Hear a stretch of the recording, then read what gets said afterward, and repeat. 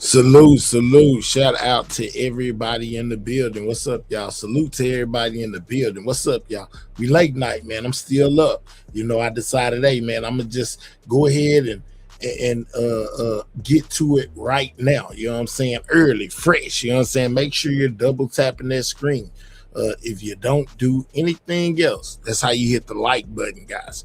We got a great show tonight. You know what I'm saying? We got 18 of the passengers on that cruise ship with the Hanta guys have been shipped to Nebraska, y'all. Yeah, so we got some coming up on that. We got some Epstein going on, guys. His brother then came out and spoke about that alleged unaliving note that he allegedly wrote. You know what I'm saying? We got that going on. You know how he feels about it, what he has to say.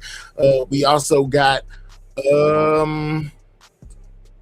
it was something else. I done forgot. Let me look on here real quick. Shout out to everybody in the building. Continue to double tap that screen. Oh, yeah. Trump going to China, guys. Trump most definitely popped up in China, man. And gave a speech, as well as the Chinese president, gave a speech as well. Trump has been over there, mingling amongst the Chinese, guys. Let's most definitely take time to double tap that screen. Let me know if y'all can hear me out there.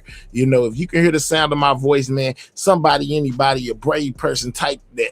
Yes, we can hear you in the chat, guys. Anything, you know what I'm saying? Let me know that you can hear the sound of my voice off in this chat, guys. If you up in the bushes, you're watching, type right there and say, yeah, we can hear you. We can hear you. So we can go ahead and start the show, man. Shout out to everybody that's in attendance, guys. Shout out to everybody that's in attendance. Let me know if you can hear me as I wait to see if they can hear me real quick.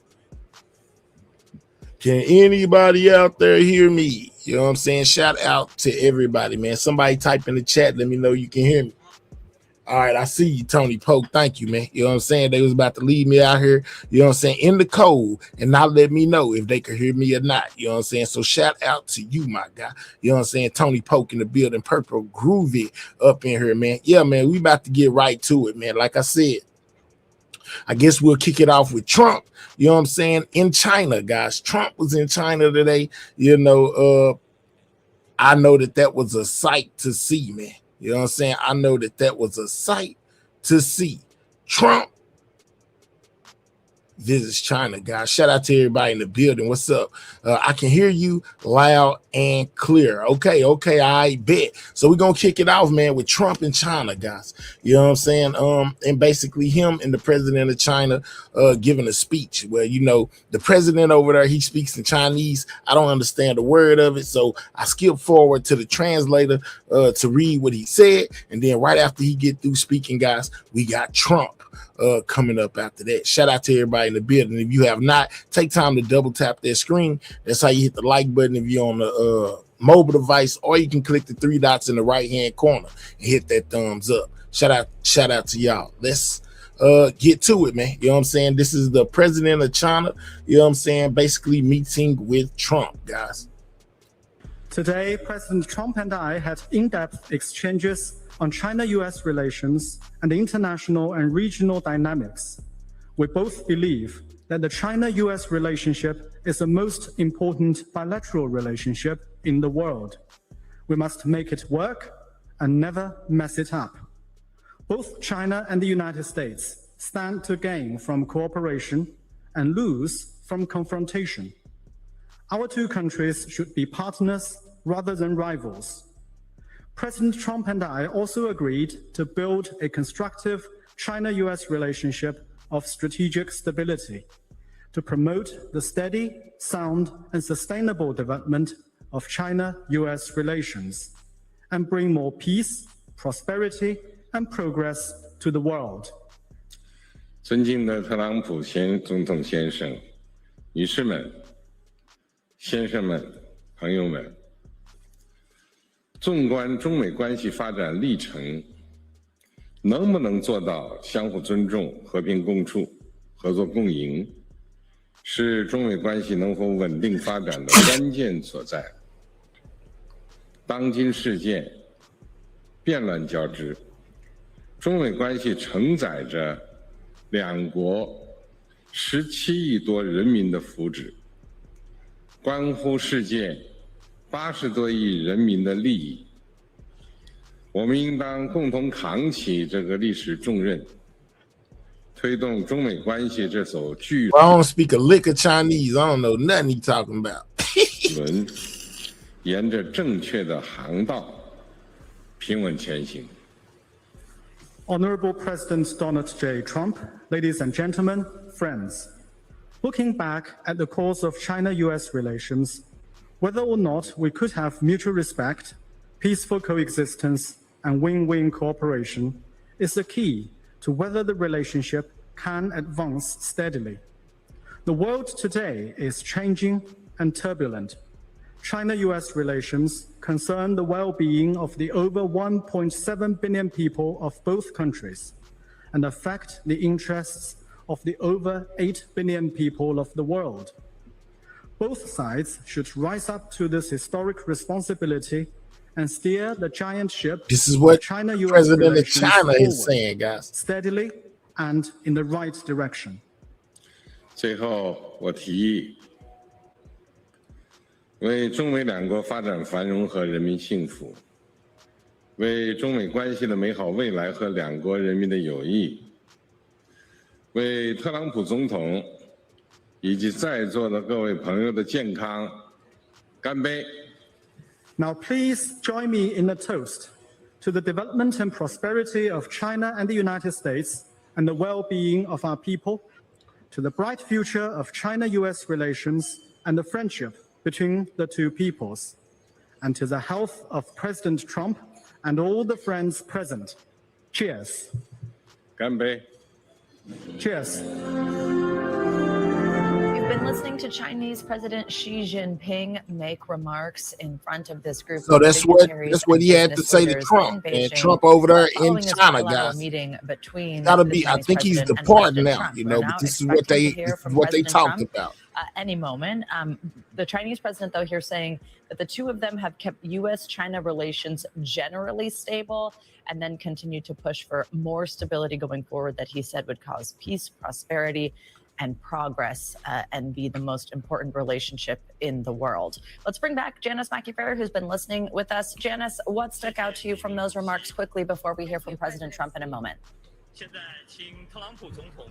What struck me about President Xi's speech is that a lot of the language that he uses to describe Chinese aspirations, he's now ascribing to American aspirations as well. This idea of Chinese rejuvenation and making America great again in order to appeal to his guest. Let's listen into President Trump. Thank President Xi for this magnificent welcome. And it really was a magnificent welcome like none other. And for so graciously hosting us on this very historic state visit. We had extremely positive and productive conversations and meetings today with the Chinese delegation earlier. And this evening is another cherished opportunity to discuss among friends some of the things that we discussed today, all good for the United States and for China. And it was a great honor to be with you. Please.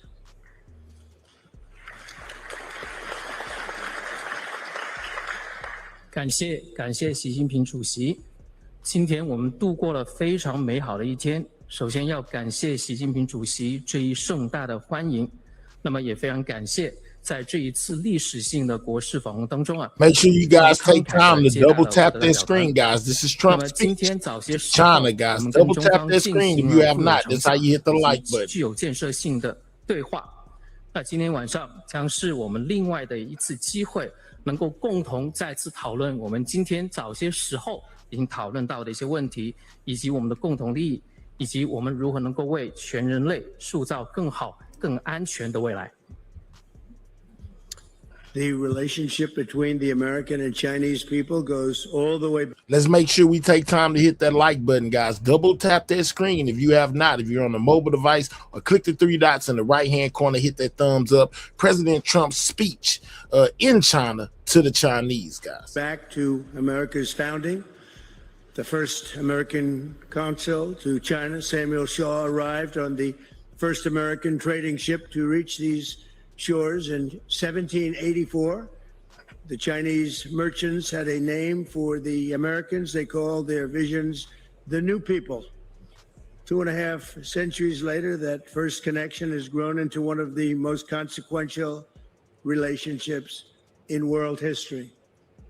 美国人民和中国人民之间的友谊可以追溯到美国的建国之初。那么，美国的第一任驻华大使萨缪尔·肖先生在1784年乘坐第一艘美国的商船到达了中国的沿岸。当时中国的商人是这样称呼到来的美国访客，他们将当时到来的美国访客称为一个崭新的民族。250年后的今天，这一个当初的友谊已经慢慢的演变成为当今世界当中最举足轻重的关系之一。From the beginning, our citizens have shared a deep sense of mutual respect. Founding Father Benjamin Franklin published the sayings of Confucius in his colonial newspaper. And today's sculpture, recognizing that ancient Chinese sage, is carved into the face of the United States Supreme Court very proudly. 从一开始，我们两国之间的人民就已经有深厚的相互的尊重。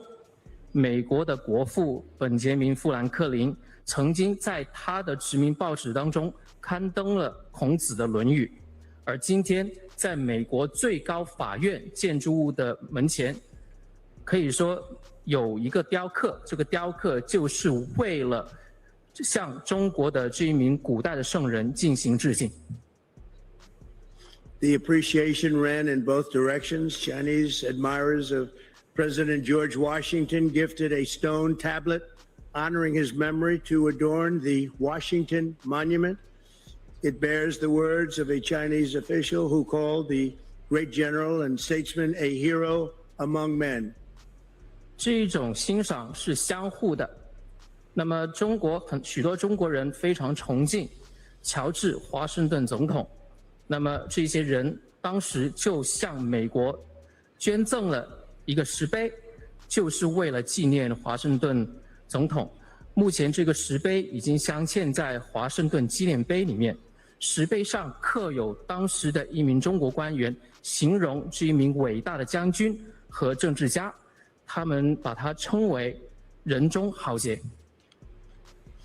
And across the centuries, this mutual esteem grew into a relationship that reflected the tremendous talent and potential of our two people. Chinese workers helped. Now, if I'm not mistaken, didn't they say that China was backing Iran? Just something I thought about. Why, he could be trying to mend things with China, because the last thing that I heard is that allegedly China and Russia are backing Iran. I'm just saying. Lay the railroad tracks that connected our Atlantic coast to the Pacific. American travelers to China helped spread literacy and modern medicine. And at the request of China's ambassador, it was President Theodore Roosevelt who provided the funds to establish President Xi's alma mater, Tsinghua University. 在过去几百年当中，这种相互的尊敬已经成为了一段全新的关系。这段关系可以说反映出我们两国人民之间巨大的潜力以及我们的努力和智慧。中国工人当初帮助美国建设了我们的铁路路轨，连通了美国的大西岸和太平洋沿海地区。美国当时早期出访中国的美国人也帮助中国提升了识字率，并且引入了现代医学，并且应时任中国驻华大使的请求，罗斯福总统也专门提供了资金，成立了习主席的母校清华大学。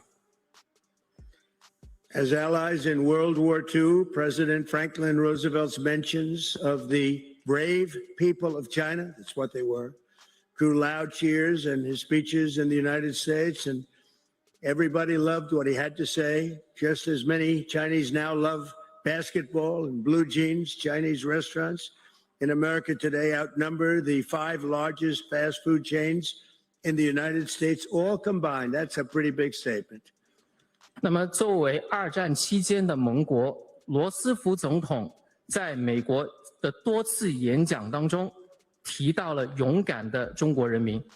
正如当前许多中国人非常喜欢篮球和穿蓝色的牛仔裤，在美国目前的中餐厅的数量要比美国前5大快餐连锁店的总的店面还要多。This bond of commerce and respect that stretches back 250 years is the foundation for a future that benefits both of our nations.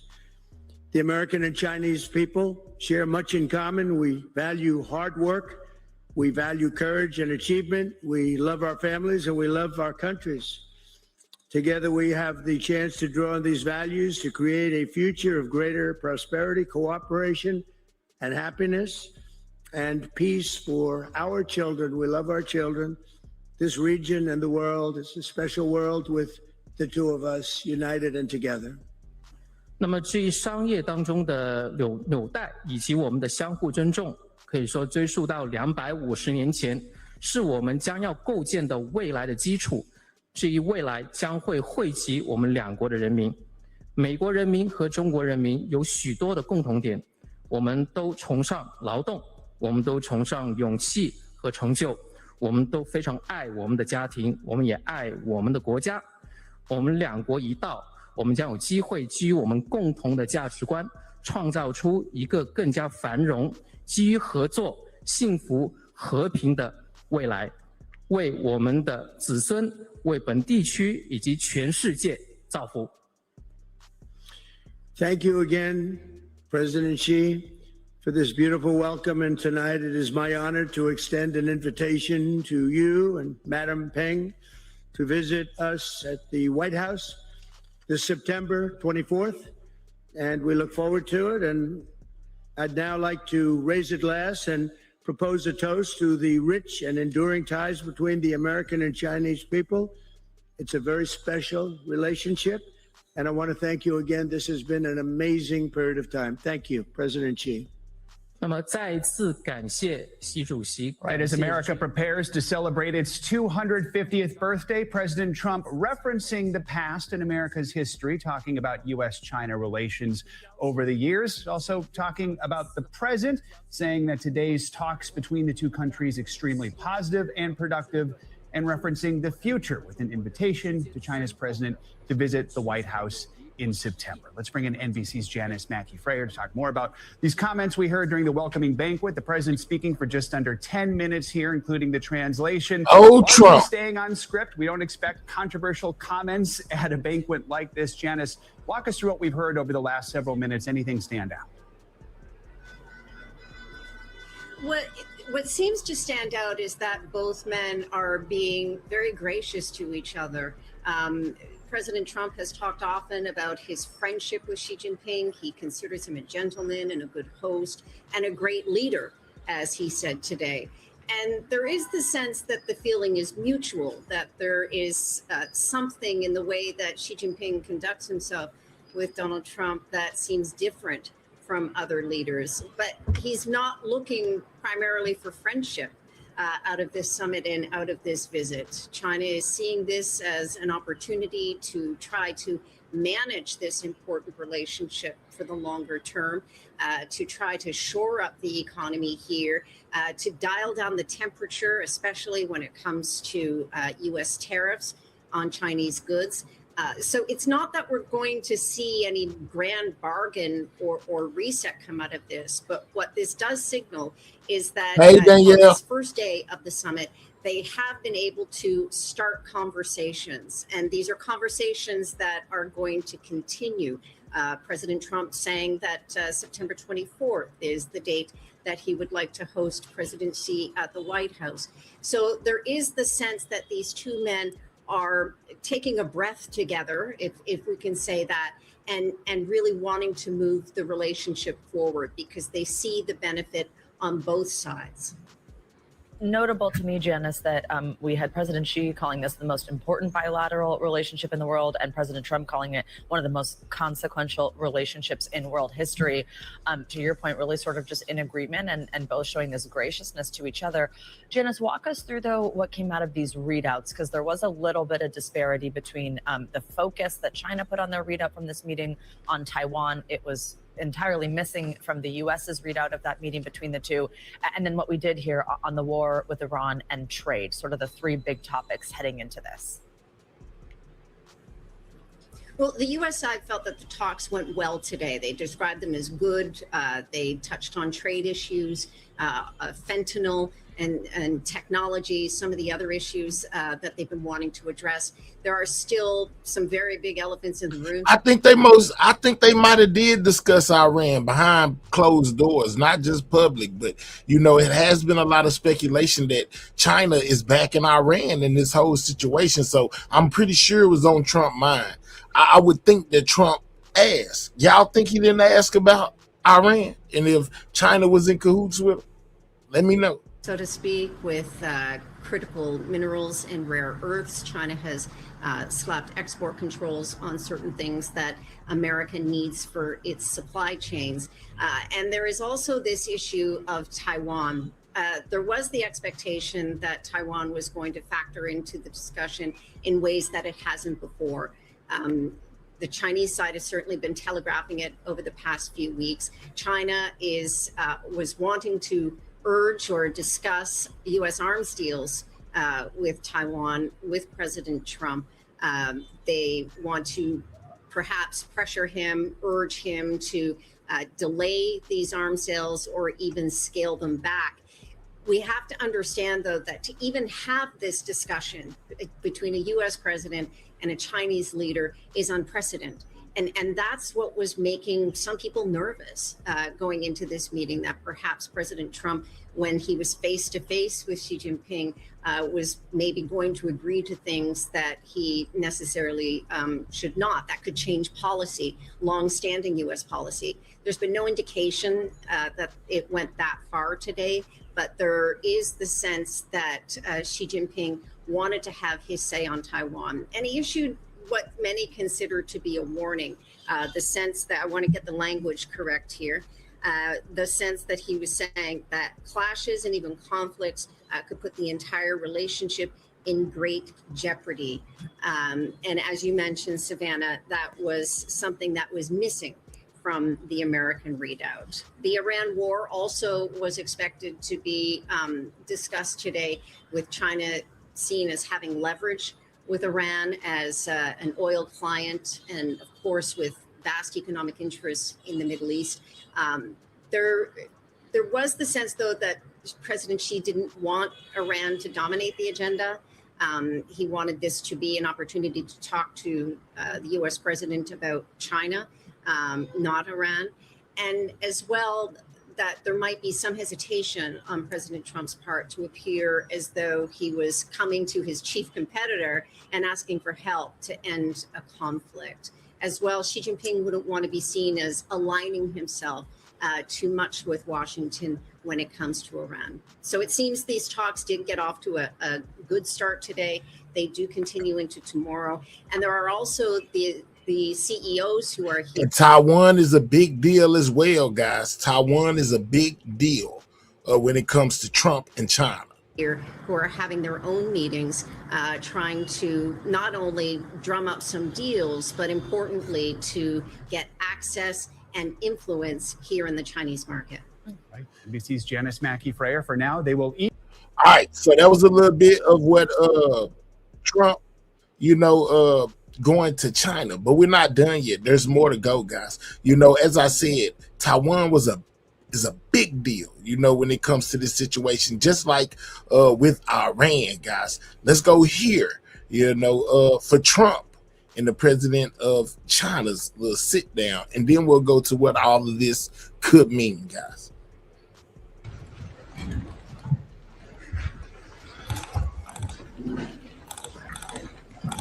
我们今天在中南海对这个总统变成总统部长进行这个查询。中南海是党中央和国务院工作的地方，办公的地方，也是我工作生活的地方。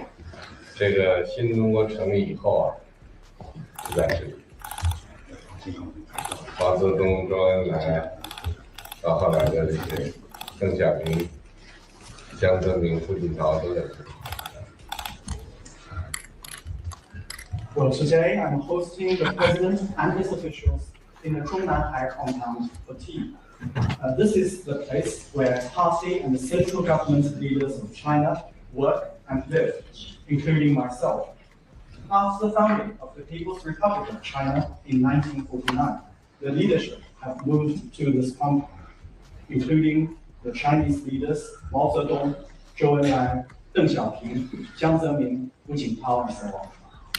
我安排在这里呢，实际上也是回报松东先生2017年在海湖庄园对我的安排。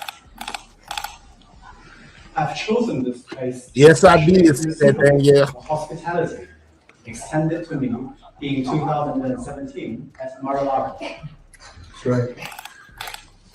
这个地方是过去的皇家园林的一部分，很有历史感。我跟总统先生走过来的时候啊，都是在那里停留了一下。那些树都是几百年的树，其中有一棵是490年，在这一片的皇宫区，大概都还有1000多年的树。总统先生还是很感兴趣，包括对我们的花儿。我也说了，是把我们的乐器啊、种子好好安排一下，送给总统先生。Well, this place used to be part of the Imperial Garden. There is a lot of history around this compound. On our way in, we stayed to look at some of the old trees. One of them is 490 years old. In other places within this compound, there were trees that have lived to be over 1,000 years old. The president was interested to learn all about that, including the Chinese roses, which we looked at.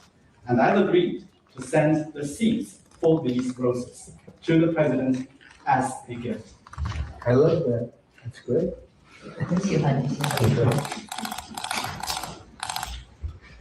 I want to thank you very much. This has been an incredible visit. I think a lot of good has come of it. We've made some fantastic trade deals, great for both countries. He's a man I respect greatly. Become really a friend. We've known each other now. He said they made some very important trade deals that are good for both countries. So some form of good came from this, I'm guessing, along with, like I told y'all, man, Taiwan is a big deal. Almost 12 years, it's a long time. And we've settled a lot of different problems that other people wouldn't have been able to settle. And the relationship is a very strong one. We've really done some wonderful things, I believe. We did discuss Iran. We feel very similar to Iran. We want that to end. We don't want them to have a nuclear weapon. We want the straits open. We're closing it now. They closed it, and we closed it on top of them. But we want the straits open, and we want them to get it ended because it's a crazy thing. They're a little bit crazy, and that's no good. Can't have it. They cannot have a nuclear weapon. But we discussed a lot of other things also, and I think we're very much on agreement. We're going to have some further discussions now with the group. But I just want to thank President Xi and all of his representatives. We've become friendly with all of them. They're great people. And it's an honor to be here. We'll be back, and I believe on September 24th or thereabouts, President Xi is going to be coming to the United States, and we will be reciprocal, like reciprocal trade. The visit will be reciprocal. We're going to lay it on the line, and we're going to have, you're going to walk away, hopefully very impressed, like I'm very impressed with China. And I just want to end by saying thank you very much. It's been really a great couple of days. Thank you very much. 非常感谢，我觉得我这一次的访问真的是不可思议的一次访问。我我们两位元首共同的做出了很好的成果。我们达成了很多的贸易的协议，我们两个国家之间达成了很多的共识。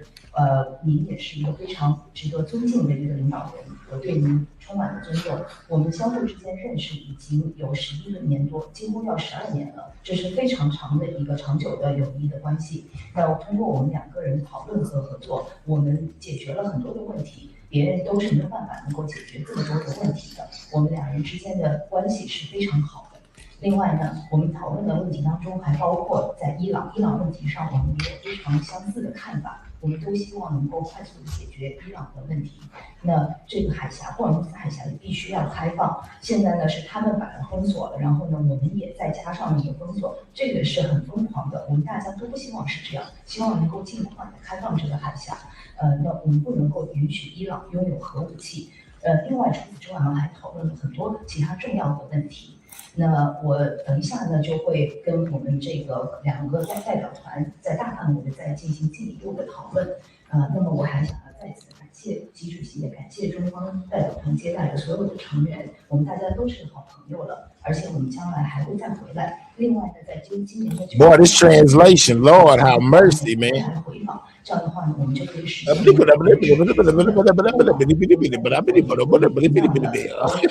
来接待习主席，希望您在访问美国结束的时候 ，Shout out to Jalen 有同样的这样一种 for that 感受， gift. 能够 Appreciate you, my 接 G. 待能够感到留下深刻的印象。最后，我还是再次要感谢您的访问，这2天的访问，我觉得非常的愉快和成功。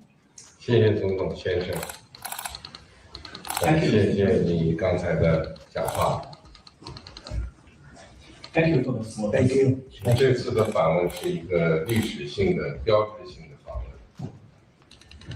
这个迄今我们已经达成了一个新的两国关系，就是建设性的战略稳定关系。这个可以说是一个里程碑式一个访问的事件。而且我们达成了很多这个合作的成果的文件，而且对国际问题也有了很多的。All right, so that looks like the end of that little short. That Trump gave very short talks today, guys. For some strange reason, usually he talk way longer than we heard him talk. But like I said, you know, 2 vital things were the trades that he said and the situation with Taiwan, guys. Can't forget about the situation we have going on in Iran. You know, I'm most definitely sure they talked about that, even though they didn't tell us about it. But this is sort of an overview of what all this means with Trump basically going to China, guys. Make sure you double tap that screen if you have not. That's how you hit the like button, or you can click the 3 dots in the right hand corner, hit that thumbs up. Make sure you subscribing to the channel if you are new. Let's get into it, guys. It's currently 11 a.m. in Beijing, China, and President Donald Trump is getting ready to begin his second day of meetings with President Xi before returning to the United States. Later this hour, they're going to meet for tea and lunch. How quaint. We will see what happens there and certainly talk about it.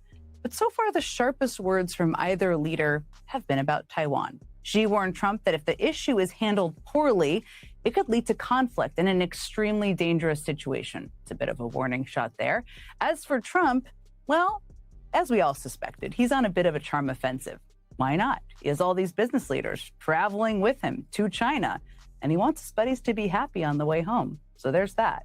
Now, during a state dinner, Trump officially invited President Xi to visit Washington in September. And then there's the war Trump started in Iran. The White House says the two sides agreed that the Strait of Hormuz needs to be reopened and that Iran shouldn't control it. See what I'm saying? I'm pretty sure they talked about it. And she said both sides agree that the Strait of Hormuz needs to be open. So I'm most definitely sure that's something they talked about, along with the situation with Taiwan. But let's continue. Okay. Sounds like something we've all heard before. Now, Trump also told Fox News that Xi says he wants to see a deal made to end the war and even offered to help make that deal happen. But the man said a lot about the end to the war, Trump that is, in Iran in the last several weeks. So I am not holding my breath here. We will certainly see. Tonight, we start with MS Now White House reporter Laura Barron Lopez, who is traveling with the president in Beijing tonight. Laura, it's great to see you. I just mentioned what Trump said on Fox. Do you have any more specifics, and what he said, I should say, President Xi told him during their meeting, on how exactly China is willing to help end the war in Iran and why? Well, there's actually been a lack of specifics, Jen. The most that we're getting have been from this interview that the president did with Fox, because that initial readout from a White House official said that, from the bilateral meeting yesterday, said that, yes, that Xi Jinping agreed that the war should end, that Iran should not have a nuclear weapon. But ultimately, the president said today to Fox that it's his impression that Xi doesn't want Iran to have a nuclear weapon, and that it's also Xi's desire for the Strait of Hormuz to be open. But there's no specifics on how exactly China would necessarily help with reopening the Strait of Hormuz. The president also claimed that he thinks, and thinks is a word that the president used, thinks that China has agreed to purchase U.S. oil and send some of their Chinese ships to Texas and other Gulf states. But again, these are not concrete details, and the president is running out of time. We'll see if there are more specifics that come out of the meetings that the president is going to have in the next few hours before he heads back to Washington. But so far, the big ask that the president came to Beijing with, which was to really get help with negotiating an end to the Iran war, something that has plagued him back home, that is hurting him with voters, he hasn't had concrete deliverables on it, Jen. You've been covering White Houses for a while. You very much know the difference between he thinks, whomever it is, and this is exactly the deliverable. Let me ask you about another topic that is certainly on the minds of a lot of people in Congress, a lot of people at home, and that is Taiwan. We heard what President Xi said. It was kind of a warning. So here go the situation with Taiwan, guys. Now, President Xi of China most definitely issued like a warning, to Trump regarding Taiwan. That's why I said it's a big deal, guys, along with the situation that's going on in Iran. Anything you're hearing from your sources about that topic and what Trump might agree to?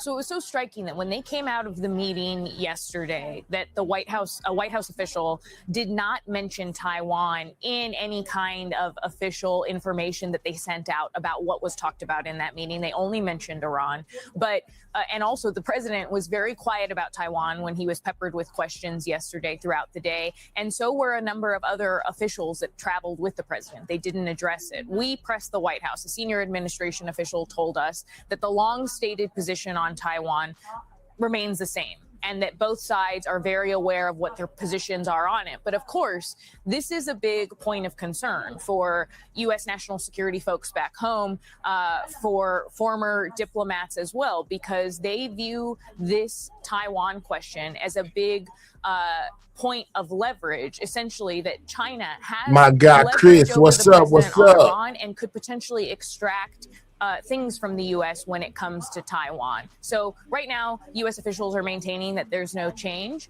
but this is something that folks are worried about, given the president's long-standing desire to get out of the Iran war, and what exactly would he be willing to give China in order to get help on it, Jen?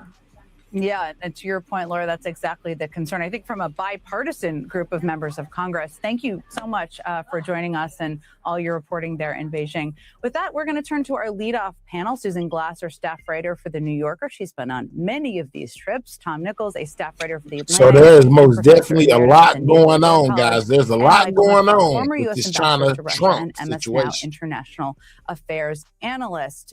Okay, let me start with you, Ambassador McFall. You of course, come from a many years of diplomacy. As you're looking at this trip, Laura and I were just talking about some of the big issues here. Iran, Taiwan, there are trade questions.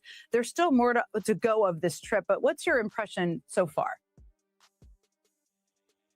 Well, first, I'm glad the two leaders are meeting. It's always good to talk even to your adversaries, so I'm glad that they had the meeting.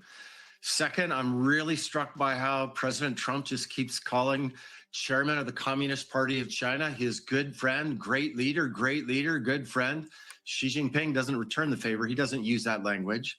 Third, I'm very struck by the absence of deliverables, Jen. Like you and I have been on presidential trips. You have summits to deliver concrete outcomes that advance the interests of the American people. And they have one more meeting, so maybe we should wait and see. But so far, there's none of that. It's all pomp and circumstance. There's nothing concrete that they've agreed to. And the last thing, to echo what you were just talking about, I really want to know what President Trump actually said behind closed doors, because the Chinese read it out on Taiwan, their position. That's their standard position, nothing new there.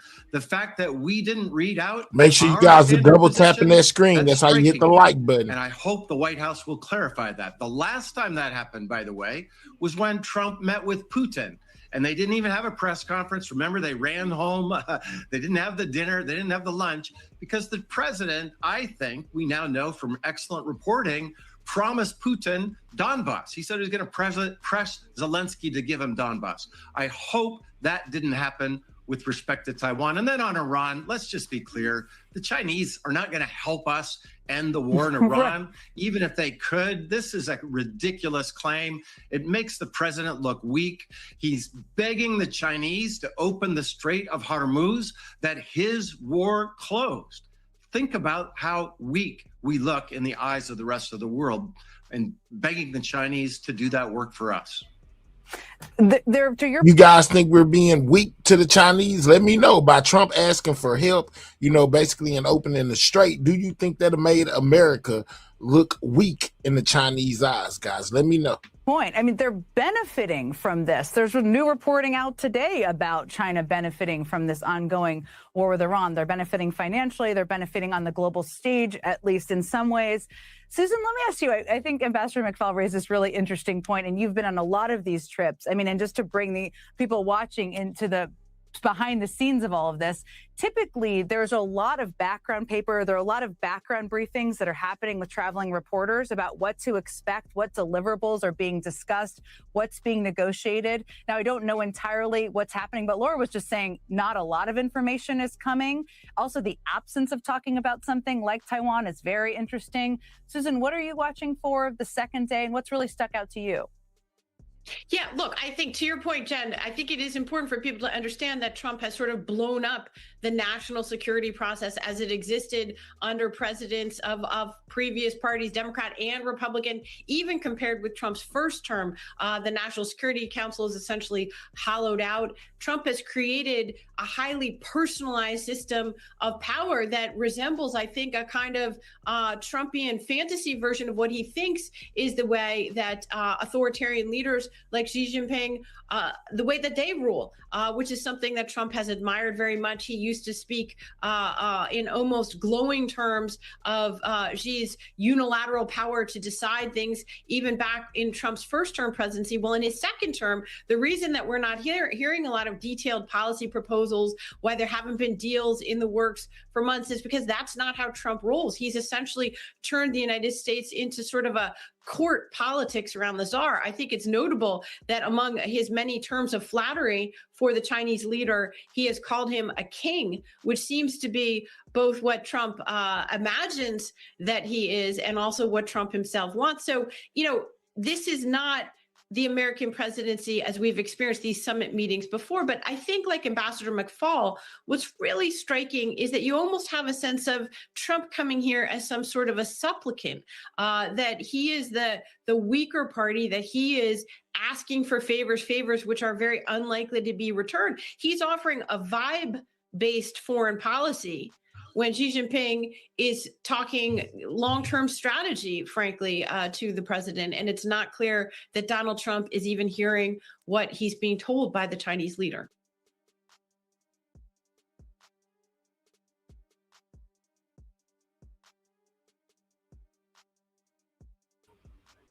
My bad, had to wait for it to click my mic in. All right, guys. So we got a little insight on, basically what's going on with the talks with China and the U.S. when it comes to Taiwan, when it comes to hold on. When it comes to the situation of Iran, guys. So let's switch gears for a second and let's go take a look at this other thing that we have going on right here in the United States, guys, and that's the hanta. And y'all know what I'm talking about, the hanta, however you pronounce it. But the virus, guys, 18 passengers from aboard that ship, guys, have been taken to Nebraska. Let's see what's going on with that. Shout out to y'all. Make sure you're double tapping that screen, man. We should have about 100 likes by now. I know it. You know what I'm saying? Double tap that screen if you have not. You know what I'm saying? Most definitely, you can click the 3 dots in the right-hand corner, hit that thumbs up, and subscribe to the channel if you are new, guys. Let's go.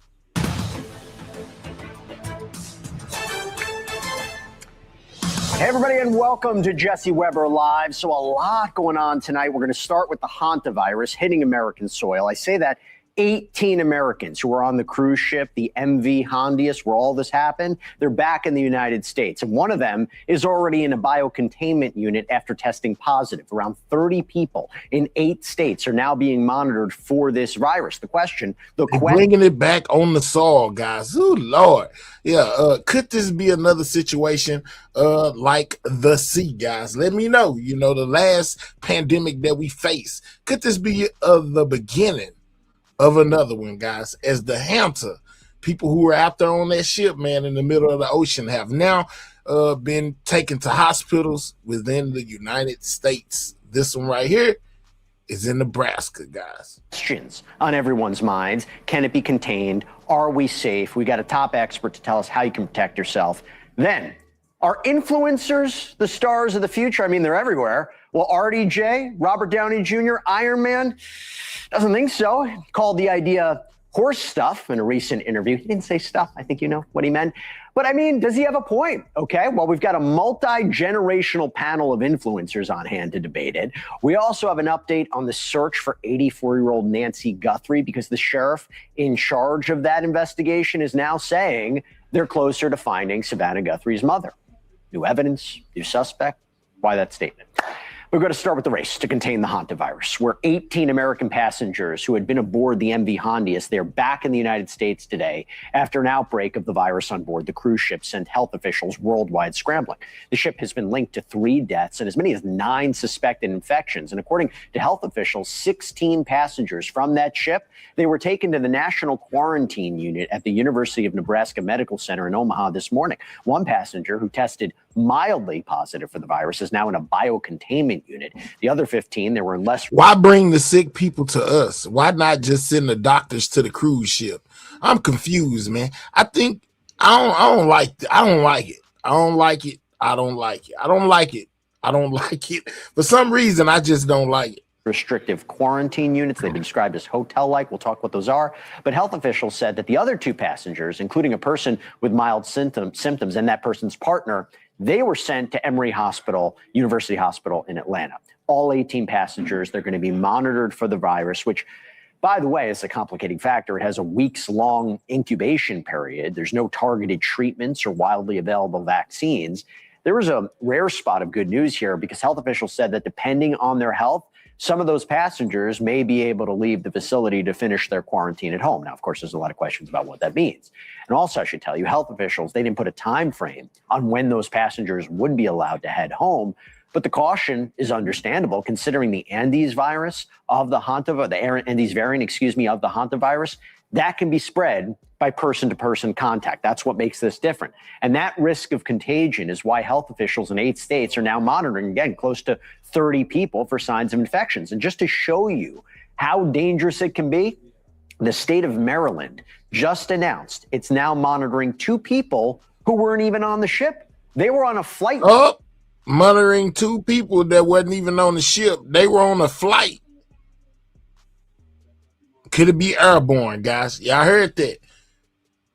I'm going to rewind it so it can come back. But now we have 2 other people that wasn't even on the ship that has contracted this virus, guys. Announced it's now monitoring 2 people who weren't even on the ship. They were on a flight with an infected passenger from the MV Hondius, which shows health officials aren't taking any chances. But in spite of the climbing number of potential cases, the president doesn't seem too concerned, saying this at an event in the Oval Office earlier today. In certain ways, very hard to spread. we've lived with it for years, many years, and we think we're in very good shape. We're very careful, and Nebraska has done a fantastic job. They have a place there that those doctors are unbelievable. So in spite of all the uncertainty out there, is President Trump right when he says we're in, quote, very good shape when it comes to the Hantavirus? Well, a lot of it's going to depend on how things go at the National Quarantine Unit in Nebraska. And earlier today, Time magazine reporter Philip Wang spoke to Dr. Michael Ash, the CEO of Nebraska Medicine, about just how that quarantine unit operates. Interesting discussion. Philip Wang joins us now. Thank you so much for taking the time. So what's going to happen to those passengers in their first day in this unit? Good to join you, Jesse. So the passengers, the 16 Americans that came to Nebraska Medical Center, they will be quarantined in their center and being monitored as we speak for any of the symptoms. If any of those people display any symptoms, further testing will be conducted to make sure that the undue strain of the hantavirus is in their bloodstream. Now, one of the 16 Americans have tested mildly positive in another country. That individual is displaying no symptoms, and they were transferred to the medical center's biocontainment units for further testing and monitoring. And the 15 asymptomatic patients who are currently negative were put in quarantine.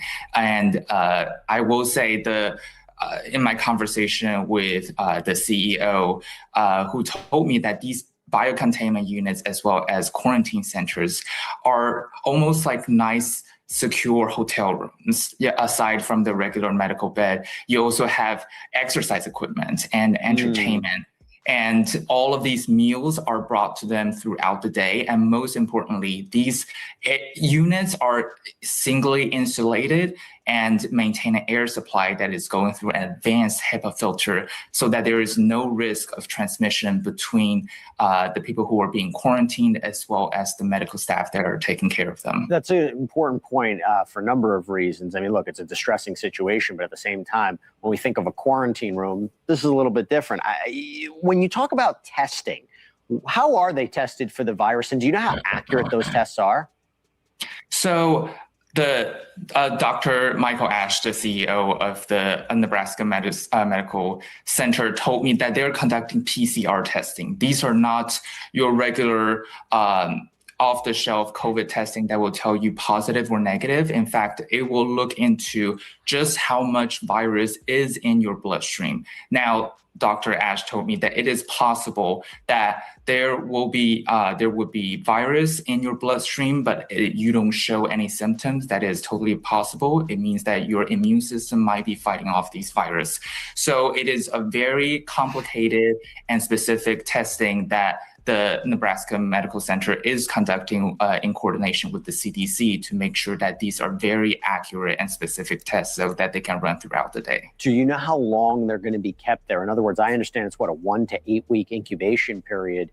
Are they kept there for the maximum? And do they have to be tested if they have nothing in their bloodstream? How does it work exactly? How long they might be there? So the current protocol requires them to stay at these medical centers for 42 days.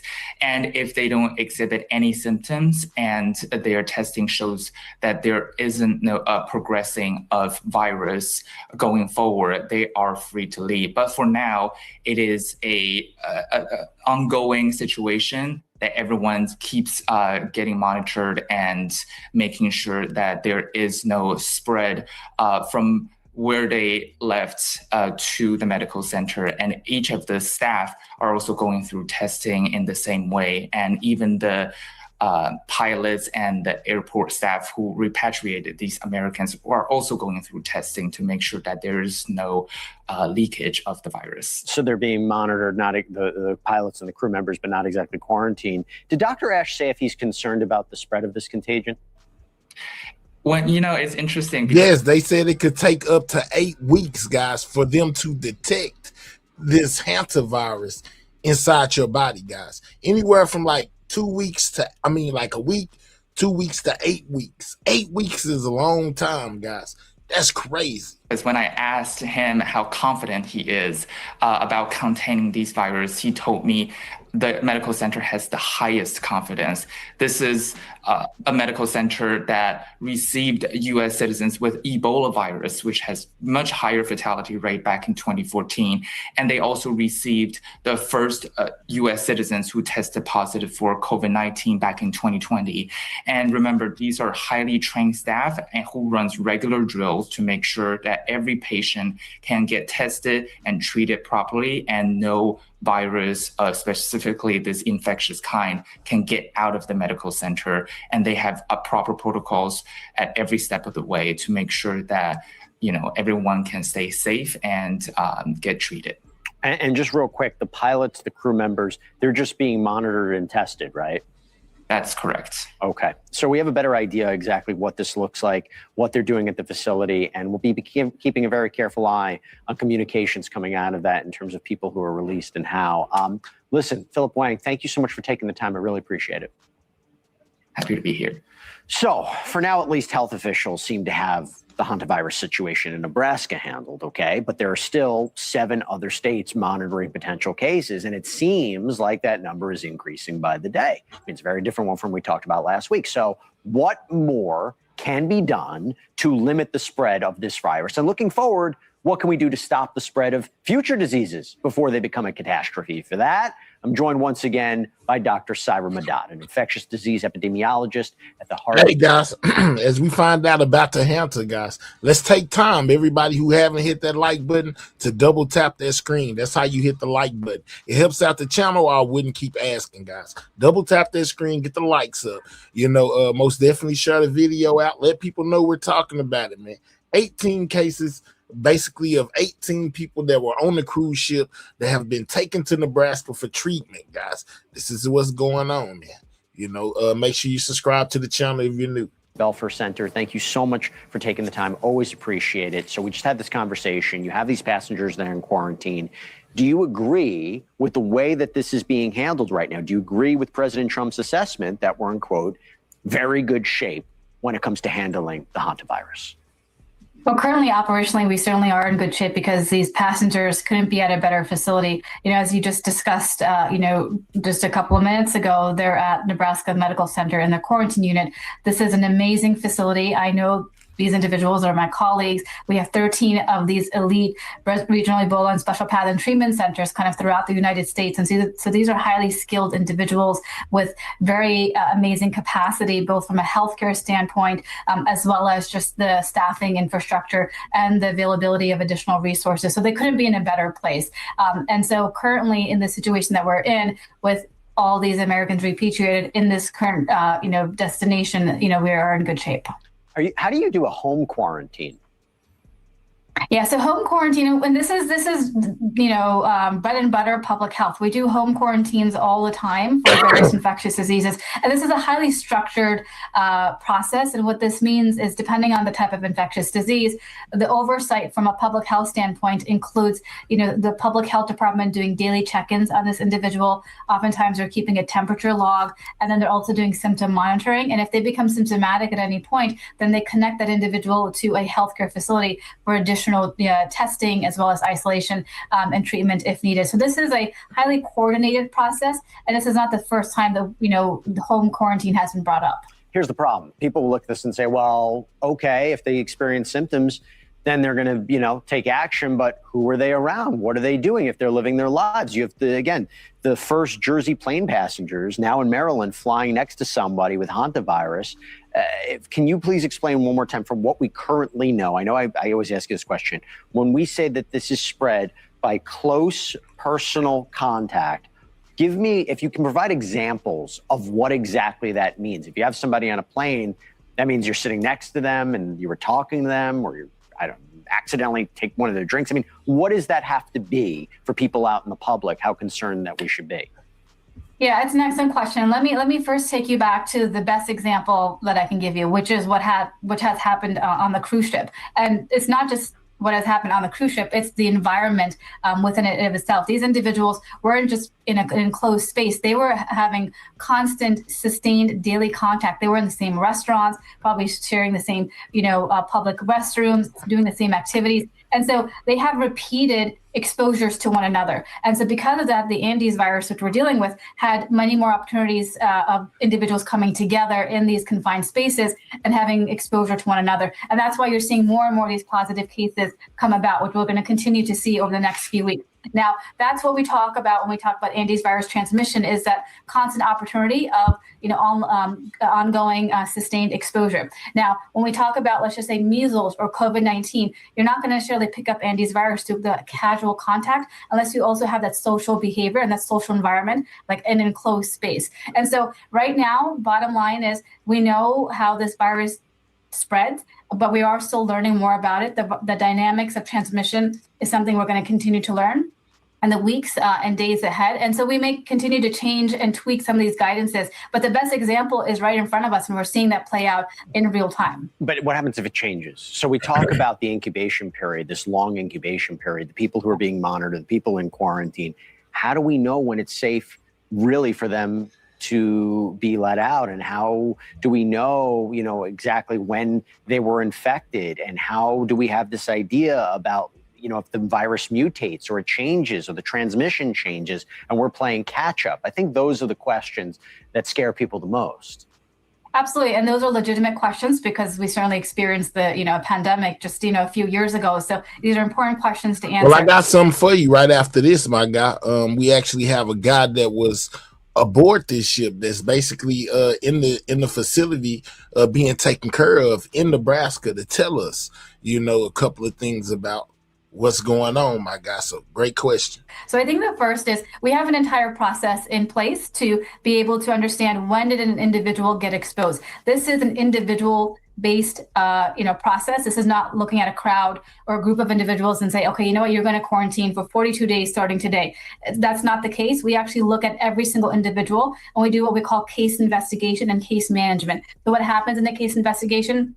You look at exposure history, you look at symptoms, their underlying health conditions, and you look at the last date that they may have been exposed. And then you start the clock of 42 days based on their last time or last date of exposure. So for each individual, that may be a little bit different. And so with the current cohort of individuals that we have, these 18 Americans that have been repatriated, their clock likely started when they disembarked, from the cruise ship and are now in Nebraska. So it's a very individualized approach. And there is a process in place. Real quickly, about 20 seconds. If there are other diseases on the horizon, based on what we're talking about, do you feel more confident in our level of preparation? Technology-wise, I'm confident because we have some amazing technology and we have a lot of resources, but we have less public trust and we're dismantling public health actively in this country. And so in some ways, we are better prepared, but in many other ways, we are not. Dr. Saira Madad, always love having you on to break it down for us. Thank you so much for taking the time, and I'm sure we'll have you back on as this story develops. Okay, coming up.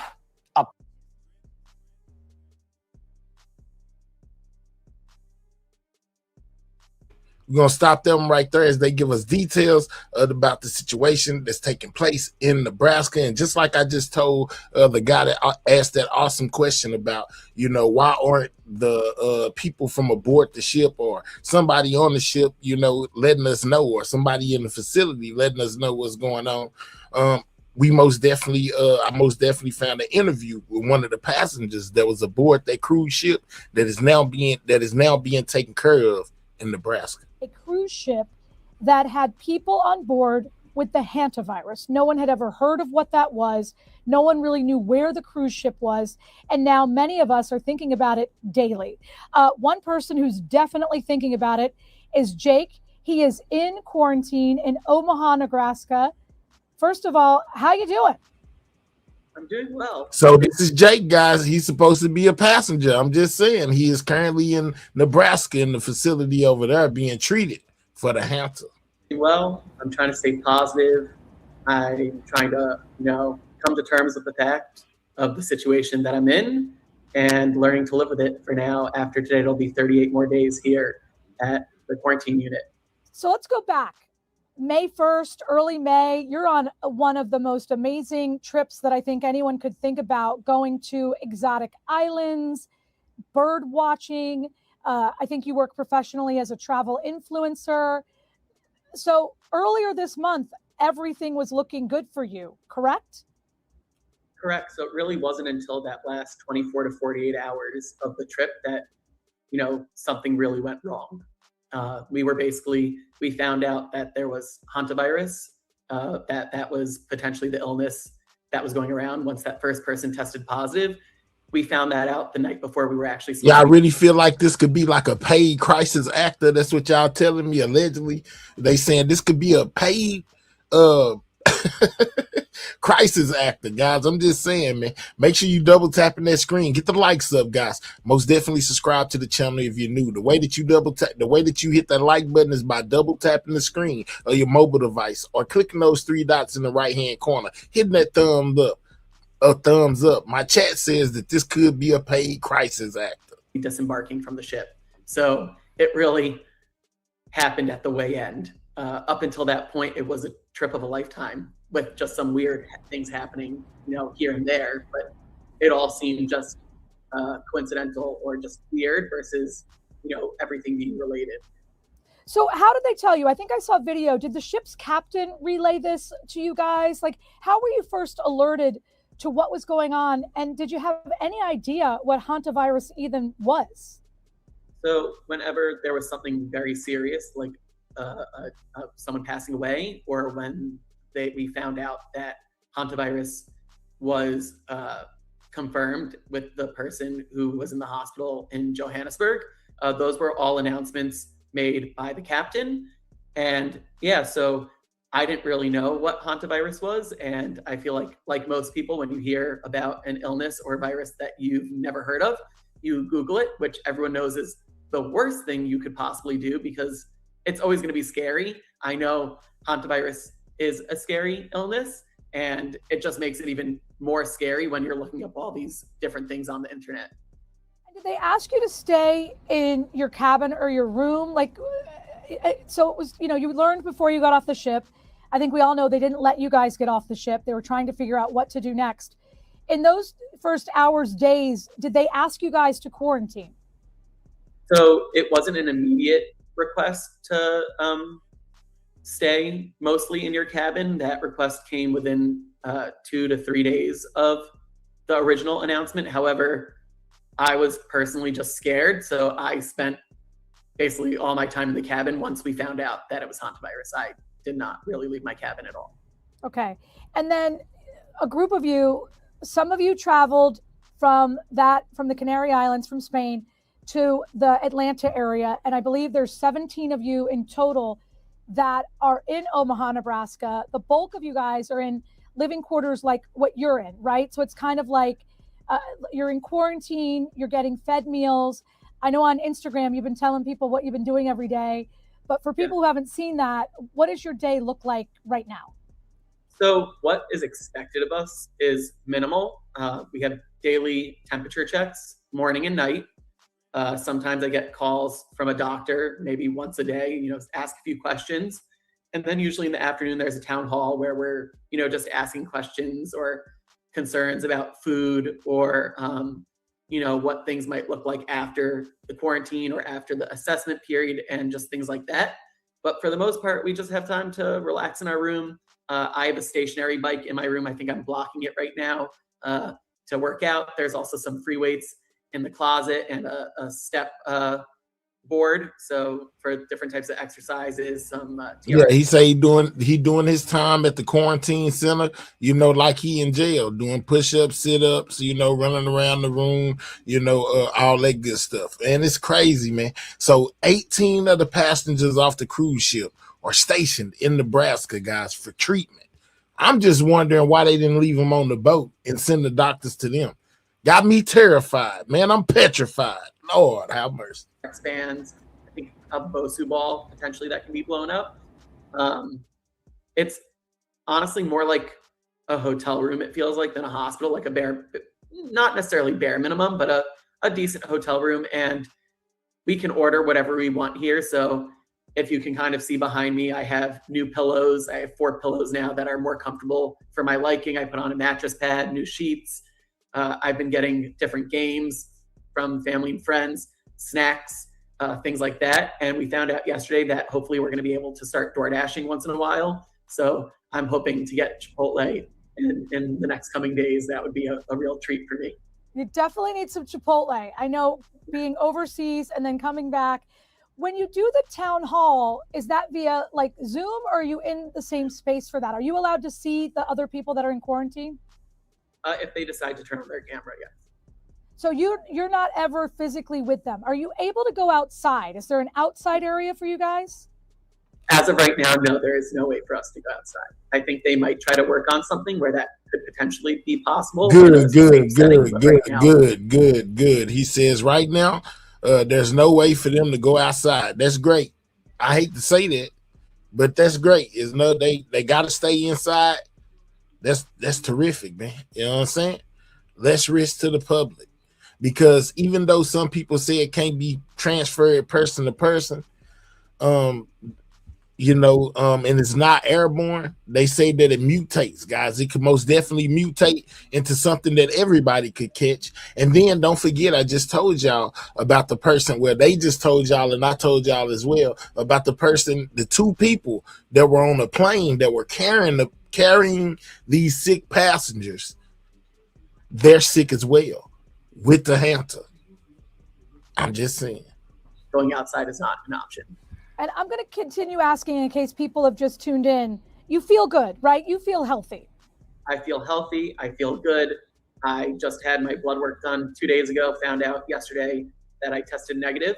All that means is that day, I was negative. It doesn't mean necessarily anything in the long run, but I'm going to stay positive. And I'm just feeling well, and that's all I can do is try to stay well, stay hydrated, eat well, and be healthy. Well, we talked when you were just going to appear. You look like you might need a haircut, but other than that, you look pretty sharp. Thank you. What is the exit strategy? How does that work? When will you be able to leave? You said they've been kind of talking to you about that. What have they told you about the end game? So I think they were asking us like where we would want to go once this is over and things like that. I don't know what the current options are. We're still in the monitoring period, but even before the monitoring period, we were told that we will definitely have the option to stay for the full 42 days. And I knew right from the beginning that that was the choice that I was going to make. I thought it was the best choice for me. I thought it was the best choice for my family and friends and for the general public. I know that if I were to, let's say, if there's an option to self-isolate at home, I don't know how the medical care would be for an illness like hantavirus in the worst case scenario. And I know that here I'm in the best medical care possible, and that if anything were to go wrong, I'm going to be well taken care of. I like that. So you can work out in there. Looks like DoorDash is coming your way. I know you're an influencer. Are you on TikTok talking to brands? I know many people are following your story. So on a lighter note, who's the most famous person that's checked in with you? I don't know who's the most. I know that DirecTV commented on one of my posts to see if they could send me something. And honestly, right now, I don't feel comfortable receiving anything from brands, especially if they're expecting something in return. So I let DirecTV know that instead of sending me something, if they could find somewhere that they could donate to hantavirus research, I would love that more. Good for you, bud. Good for you. I know you want to go home, but you make your living being a travel influencer. It's May. Hopefully you're home. What are we thinking? End of June? Yeah. Would you take a trip in August or September? Or it's too soon to even know. I actually am supposed to take a trip in August that's planned. I'm going with my aunt to Australia. No, you're not. No, don't get on no planes, no trains, no buses. You, buddy, stay at home with the door closed. Keep him a couple of extra weeks, just to make sure he's good before y'all send him back out in the public. No, sir, no. You're going to stay in quarantine. That's where you're going. Yeah, in August, maybe for like 2 years, they need to keep him in there. Australia, she's supposed to run the Sydney Marathon. So I'm going to go traveling with her. I've been to Australia before, she hasn't, so I was going to help her around and show her around. I think it's going to be hard for me to travel again, but I think it'll be a good stepping stone for learning how to love travel again, because obviously the end of this trip was very traumatic for me. Yeah, yeah. I think you have just the greatest brain on your shoulders. We've just met for 5 minutes. I think you're doing great. We'd love to check in with you from time to time, if only just to make you be less bored. How do you feel about that? That'd be great. I don't mind at all. Okay, awesome. I'm going to say it again. I'm so glad you're feeling good. I want people to hear that this is not where you want to be. This is not fun for you. You don't want to be there. I'm sure that there are times that you're very, very scared. At the same time, you know that you are being taken care of. Yes. Yeah, I'm just trying to make the best of the situation that I've been dealt. Yeah. Like I've been telling people, I know I'm going to be here, and I have basically two options, right? I can sit in my bed all day and be sad and just sulk and not, make this time go by really slowly, or I can try to make the best of it. All right, stay positive. One of my best friends has diagnosed me with toxic positivity. She says, I'm so positive, I'm annoying. So I'm giving you a little bit of that in the best possible way. Jake, thanks for taking the time for us. And we're going to check in with you here and there. We're happy you're feeling well, and we hope you continue to do so. Thank you very much. I appreciate it. You bet. All right, we're going to take a quick 2-minute break. We do have a reporter on the outside of that facility. So that was Jake, guys, basically giving us a rundown what it's like to be in there. Let's go. Traveling this summer, whether people that are traveling currently, everyone is kind of talking about it and how it might affect them. We do have Kaylee Schuyler with us this afternoon as well. And we just talked to Jake inside that quarantine facility, and you're literally outside that facility just trying to tell people what you know about what is happening, correct?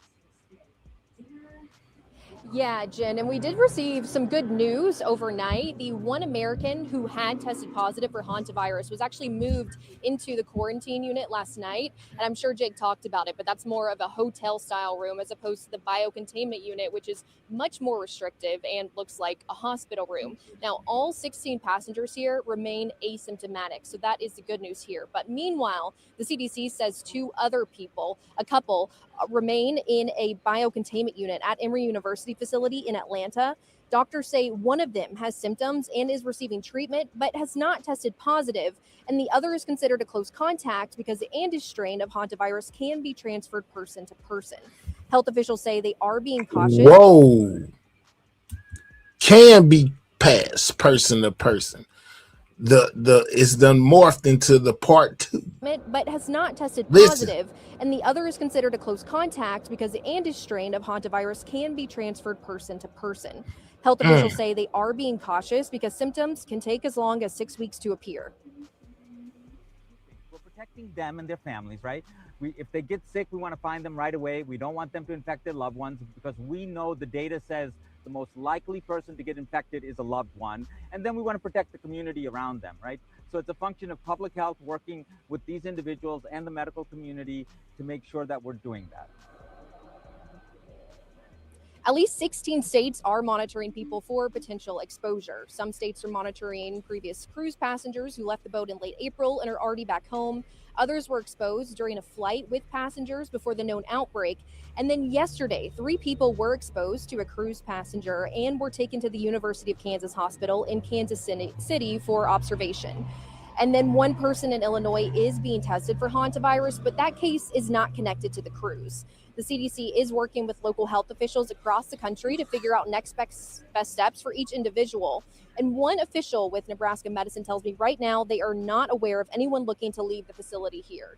Now, the World Health Organization is still reporting 11 total cases, and that's including 3 deaths. But right now, 1 French woman who was on the cruise and has tested positive for Hantavirus is in critical condition and needs an artificial lung.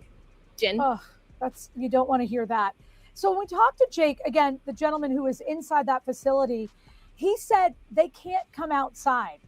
I'm surprised there isn't like that's some kind good of outdoor spot for them. They don't, I don't even know your vantage point if you could see. No, they don't need an outside spot. Stop saying that. Leave them in there until we find out if they good or not. You go to taking them outside, and then there goes, you know, the airborne situation. I'm just saying. Now, that's why they put them somewhere where they can't go outside. They did that on purpose. Where that may or may not be possible. Yeah, it's kind of hard because we are pretty much on the University of Nebraska's campus. So there's a lot of people around. So it would be tough for them to find somewhere to go outside. I'm trying to think. I mean, yeah, we're standing right here. There's not really even a balcony or anything that they could go out on. But one thing that Jake had posted that I thought was kind of funny, I guess a lot of people online were asking him if he had a window in his room. And he showed everyone that, yes, he did indeed have a window, but then he opened it up and you could see all of us media lined up outside. So he opts to leave the window closed. Yeah, no, Oh, man, he done opened up the window. Now, they need rooms with no windows, man. No windows. No. What they doing, man? Say he opened up the window. No, don't open the nail the windows shut. I think he's trying to stay positive and trying to stay busy. So hopefully you two will get a chance to connect with him.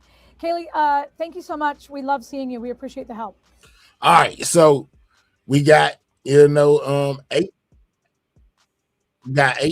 you know what I'm saying, people that are being taken care of in Nebraska right now, in their quarantine center. All right, so I know it's been people that's been saying that this whole situation, with the Hanta, the situation with the battle going on in Iran, and a lot of other things, all of this is a cover-up, right? Remember, y'all been saying this is a cover-up, for the Epstein files. Y'all been saying that. I most definitely been seeing a lot of people saying that, and hold on, where is it at? There, is this it? Yeah, this is it. All right, with the Epstein files. Well, new information has come forth from Epstein's brother, I think it's Mark Epstein, guys, in this note. Y'all remember the alleged note? You know what? We ain't going to go there because we got breaking news. Hold on real quick. We got breaking news. We'll come right back. I'm going to come right back to that. Right now, I got to go back to this. As our president has given interview basically to Fox, breaking down what his meeting was like and the meetings was like, and what it was like and how important it was that he went to China. Let's go here. So much for sitting down. Your first interview, we appreciate it. Wow, they rolled out the red carpet.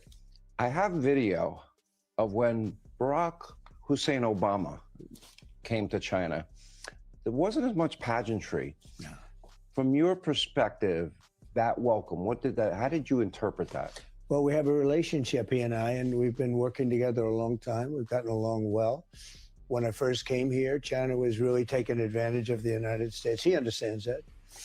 And now we do great with China, and we have a very good relationship. We have a friendship, really. He's a tremendous leader. He's been here a long time, very powerful, very strong. There's no doubt about it.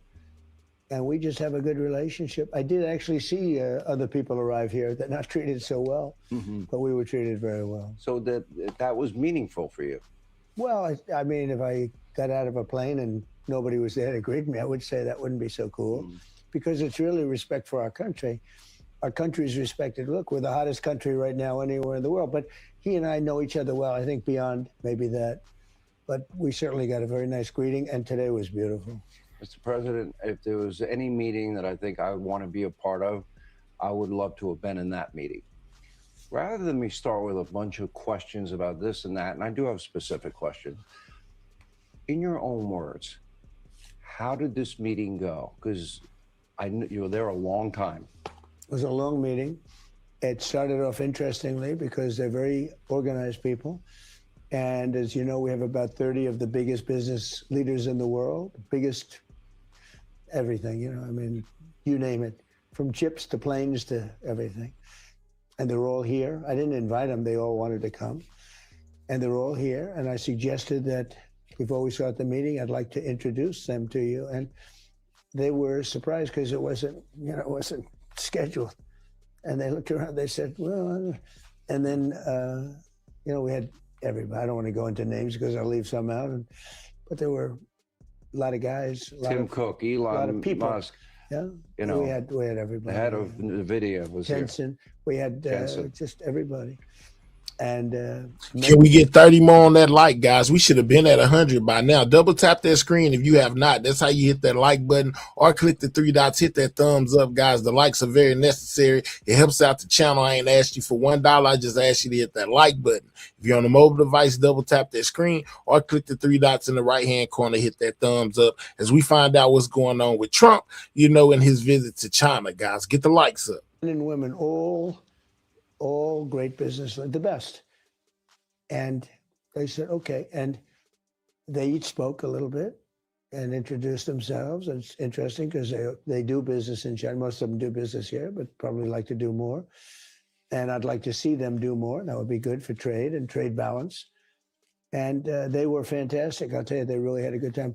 Once the Chinese leadership, because it was President Xi and many other leaders, once they got used to the fact that we're a little off schedule here and we're talking about a subject that wasn't even thought about, but they were outside. I said, I think we can get them in 5 minutes, because they were literally, you know, a few minutes away from the room where we were in the Great Hall. We were in the Great Hall. And they came in and they did fantastically well. It was really good. I think it was, he actually said, that was very good. That was a good idea. But it was very different from what the schedule had. And then we went on.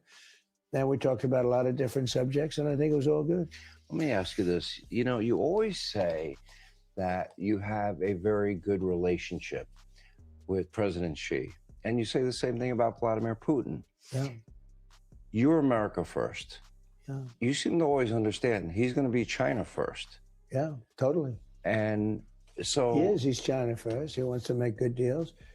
But having a good relationship is a good thing, not a bad thing. I explain to people, you know, it's great when you have good relationships with very powerful countries, and powerful economically as well as, we have the most, I built in my first term, the greatest military in the world. We have the greatest military in the world. We proved that with Venezuela. We proved it with Iran. Iran's wiped out militarily. It's just a question of time. And, you know, we gave them a break by stopping a little while. We have a blockade. They have no boats are going in. No boats are even thinking about it. We talked about it today. It's very interesting, but they're impressed. We have a great military. We have the greatest military we've ever had, but we have the greatest military anywhere in the world. I built it in the first term.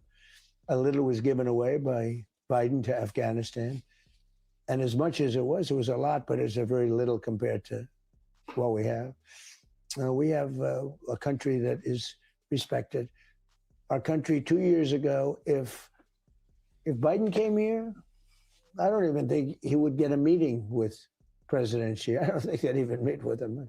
I don't know if he'd be able to focus long enough in the meeting. You know what? He wouldn't come here. But assuming he came, I don't know that he'd even have a meeting. It's amazing. Actually, a lot of people, I noticed even with the business leaders, they're the biggest businessmen in the world, and women, a couple of women. And most of them, almost all of them, but most of them never met President Xi. This was the first time they've met him. So they found it exciting. They all performed very well. They all spoke.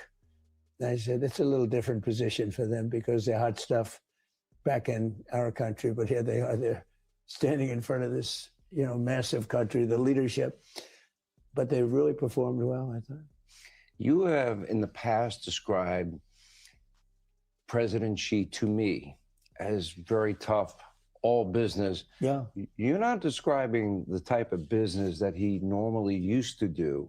Do you think that your relationship has evolved to the point where, he can go along with your spontaneity? I think he's a warm person, actually, but he's all business. He's, there's no games. There's no talking about how nice the weather is. Oh, let's look at the stars. Let's look at the sun. You know, no, he's all business. And that's, I like that. I mean, that's a good thing.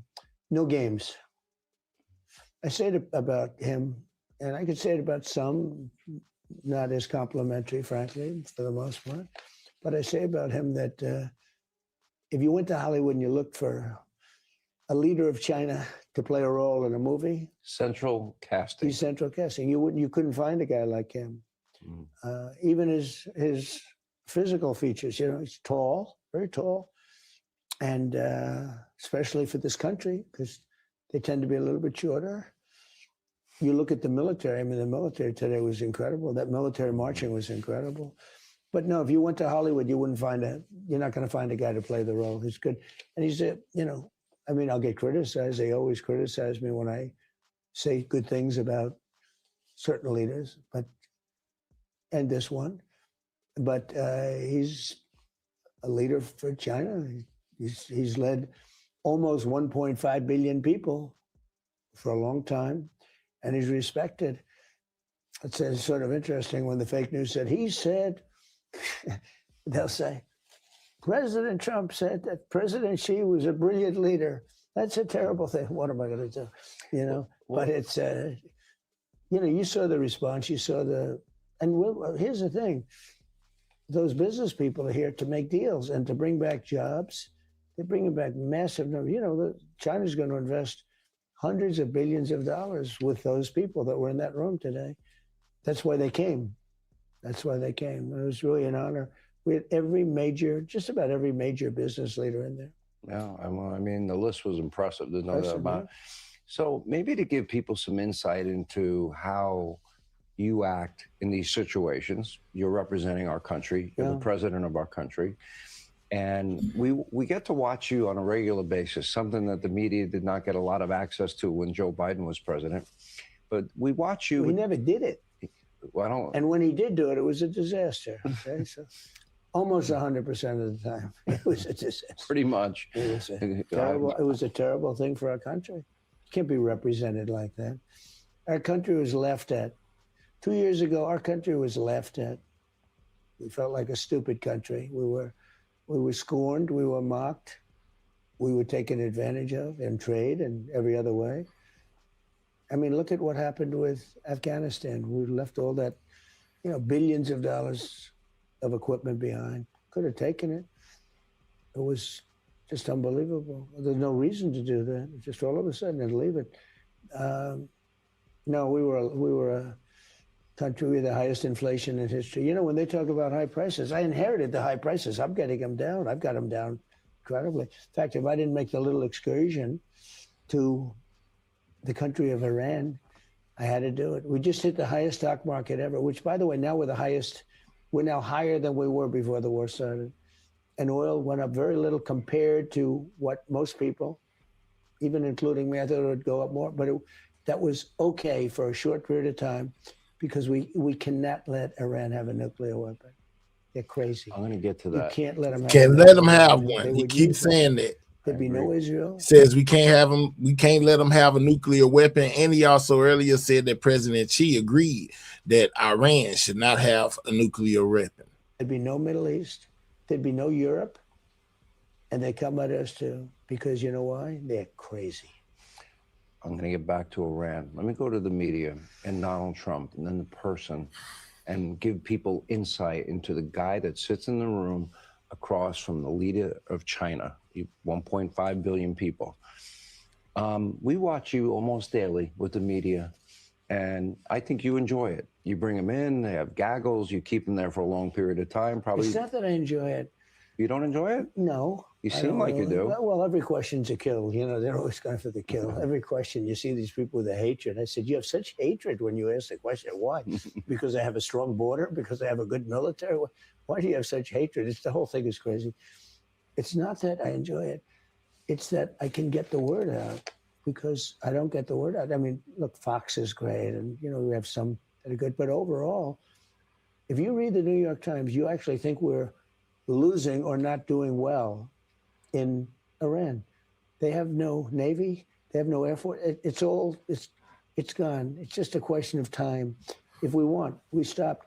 Could have gone for another few weeks. It would have been over. I did that at the request of a lot of leaders that are friendly with them. It's not going to matter for them. They're finished. Now they can make a deal or they get annihilated. I don't want to do that. Yeah. But we have the greatest military. And, when you Trump said they can make a deal or get basically get annihilated. Lord, have mercy.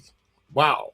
Man, double tap that screen. Get the likes up, guys. We 30 likes away from 100, guys. We need everybody who haven't double tapped that screen to double tap that screen. That's how you hit the like button or click the 3 dots, hit that thumbs up, man. Make sure you guys are subscribing if you're new. Do news conferences. You're getting the word out that you're not going to read in the New York Times. I mean, I read these things. I see some of your other networks. The way they cover it, they will take a massive military victory and make it like we should have done it faster. The one thing they couldn't complain about was Venezuela. Oh, you said no, you ain't going to hit the like button? Where you go? Let's get you in timeout, let you think about if you want to hit the like button or not. Anybody else want to go to timeout with it? Well, because it was over in one day. So we're comparing it to. So here's my question. You know, as an example, Vietnam lasted for 19 years, right? I think Iraq was 10 years. Thousands and thousands of people killed. There are many, many thousands in Vietnam. And we have, sadly, we've lost, in 2 wars, we've lost 13 people. 13. It's 13 people too many, but we've lost 13 as opposed to 75,000, as opposed to 50,000, as opposed to numbers that are staggering. Think of it. We're 19 years in Vietnam. Every war, we're 4 years, 8 years, 9 years. Iraq was 10 years. Hey, Miss Pink. I've never, like a couple of months, and the Navy's gone. They have 159 ships. Every single one of them is now happily floating or not floating on the bottom of the sea. No, every one. They have no Air Force. They had a nice Air Force. They don't anymore. They have no Air Force. They have no anti-aircraft. Now, they probably have. I mean, we know everything they've done. They built it up a little bit. We'll take it out in one day. It'll all be gone. I hope they're watching, because all of their anti-stuff, anything they put up, we know exactly what they put up. You know, they had a little respite. And so they're trying to get a few things together. They have taken some missiles from underground. We know exactly what they're doing. It'll all be gone in one day. Everything they've done for the last 4 weeks will be gone in one day. But when you read some of these horrible papers, if you watch CNN as an example, or that other one, they used to go to MSDNC, now it's MS Now, and they got rid of it because it was such an embarrassment. It gets no ratings. CNN has just been destroyed. You were pretty funny the other day. You were in the Oval Office and you go, you know, I think whatever I want to do, I'm going to say the opposite. Then I'll get what I want. It took me a while, you know. But by the way, there's probably some. No, I'm going to announce what I don't want. I'll be able to get it. They'll immediately, like, I'll say, we will not build a wall. We will not because I built over 1,000 miles of wall. People don't even talk about it. We have the safest southern border in the history of our country. We have the safest border in the world, other than North Korea. I tell you, North Korea has a pretty safe border too. They've got 5 fences that are fully electric. You were at that border. I saw. There's never been anyone. There was one person that got through, but he ended up dying about 10 feet as he got through. All right, thanks for watching. Check out my podcast. So I guess it's going to be more. It's going to be a part 2. He got the talking and they didn't let him finish. All right. So back to where I was at a while ago before we got that piece of breaking news with this Epstein situation. Y'all remember the unalive note, you know, that basically was supposed to be written by Jeffrey Epstein, you know, with his first attempt of taking himself, of unaliving himself, or, you know, well, however you want to put it. I'm not going to say the actual word. They don't like for you to say it on YouTube, so that's why I'm not saying it. But anyway, his brother, guys, has came forth and basically said Jeffrey didn't write that letter, nor was that his handwriting, guys. Yeah, he's saying that, you know, somebody must have unalive him, which he's been saying that for the longest. But he most definitely said that note that they have put out was not written by Jeffrey. Says, you know, somebody else had to write it. Remember, it was allegedly found by one of his cellmates, you know what I'm saying, after his first initial attempt to take his own life. Jeffrey Epstein's brother is furious, insisting this is no dirt nap note, no sayonara, no goodbye note, no death note. It didn't happen. He says the handwriting doesn't match. Good evening. I'm Nancy Grace. This is Crime Stories. I want to thank you for being with us. It was not the initial death certificate said under cause of death. No, Nancy gonna shoot us straight, guys. They came out of the autopsy saying that they couldn't call it a because it looked too much like a homicide. Was Jeffrey Epstein murdered behind bars just before reams, tons, volumes of top secret information was set to be released? And what in that information points to, if it does, to wealthy, privileged, powerful individuals from all around the world? What's up, Jay? Joining us tonight, special guest, Jeffrey Epstein's brother, Mark Epstein, who insists this was no death note. Straight out to special guest joining us tonight, Mark Epstein. This is Jeffrey Epstein's brother. He, along with many, are convinced Jeffrey Epstein was murdered from behind bars. And it's not just his blood brother. Well, some people still believe that Epstein is alive, living in Florida, you know, going by the name of, what is it? Something Pete. South Beach Pete, I think, something like that. Yeah, some people still think Epstein is alive, but they're saying that basically he didn't unalive himself. Somebody else must have did it to him. How many of y'all out there think that Epstein might still be alive? How many of y'all out there think that he's most definitely unalive? Let me know in the chat, guys. Saying that multiple medical examiners and medical professionals, death investigators agree. Mark Epstein, thank you for being with us tonight. It's my pleasure. Thank you for having me on. What was your response when you heard claims that handwriting experts insist your brother wrote the recent note? Well, I'm surprised to hear that because I was given a report where they compared that note to 3 other things that they know Jeffrey wrote, and they said it's not the same. What?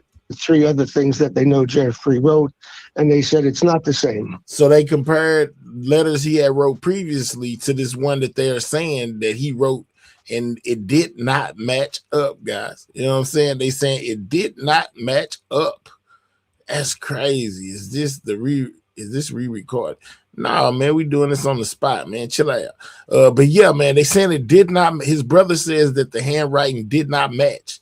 They tested it to 3 other notes that he allegedly things that he wrote, and the writings did not add up.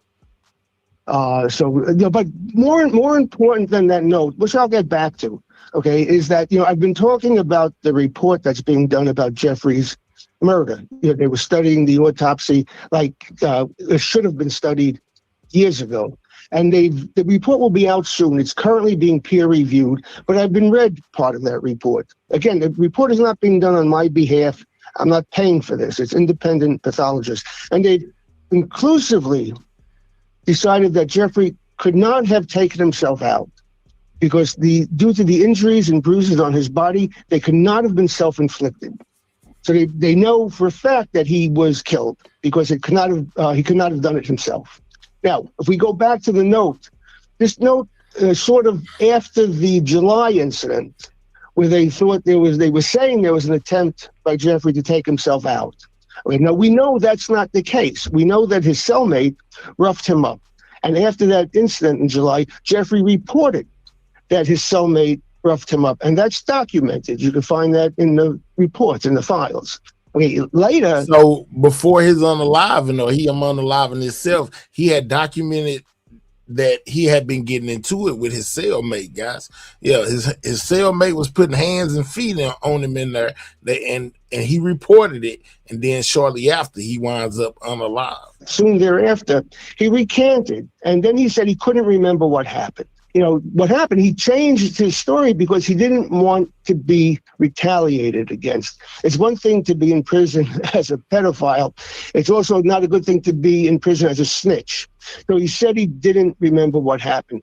That's why he was taken off of watch so quickly. Now that we know that it was not an attempt to take himself out.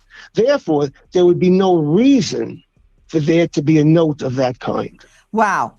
Mark Epstein, you just did a massive data dump on me. And that is a lot of information to take in. And when you explain it the way you just did, it makes perfect sense. Let me understand. There were claims that your brother, Jeffrey Epstein, tried to hurt himself back in July. You are saying that is not true, that what really happened is the roommate attacked him, a cellmate, another inmate attacked him, and he reported the attack.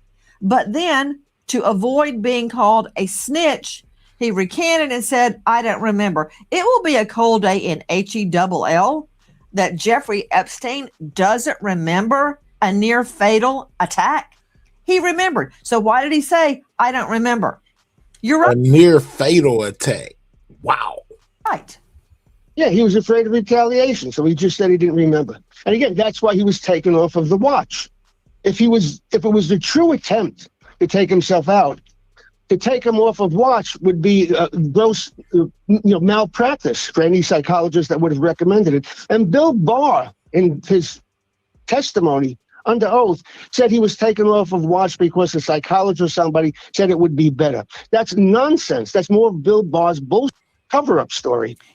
That's a really good point, Mark Epstein. Joining us tonight is Jeffrey Epstein's brother, Mark Epstein, who insists and has insisted from day one that the injuries on his brother's body were not self-inflicted.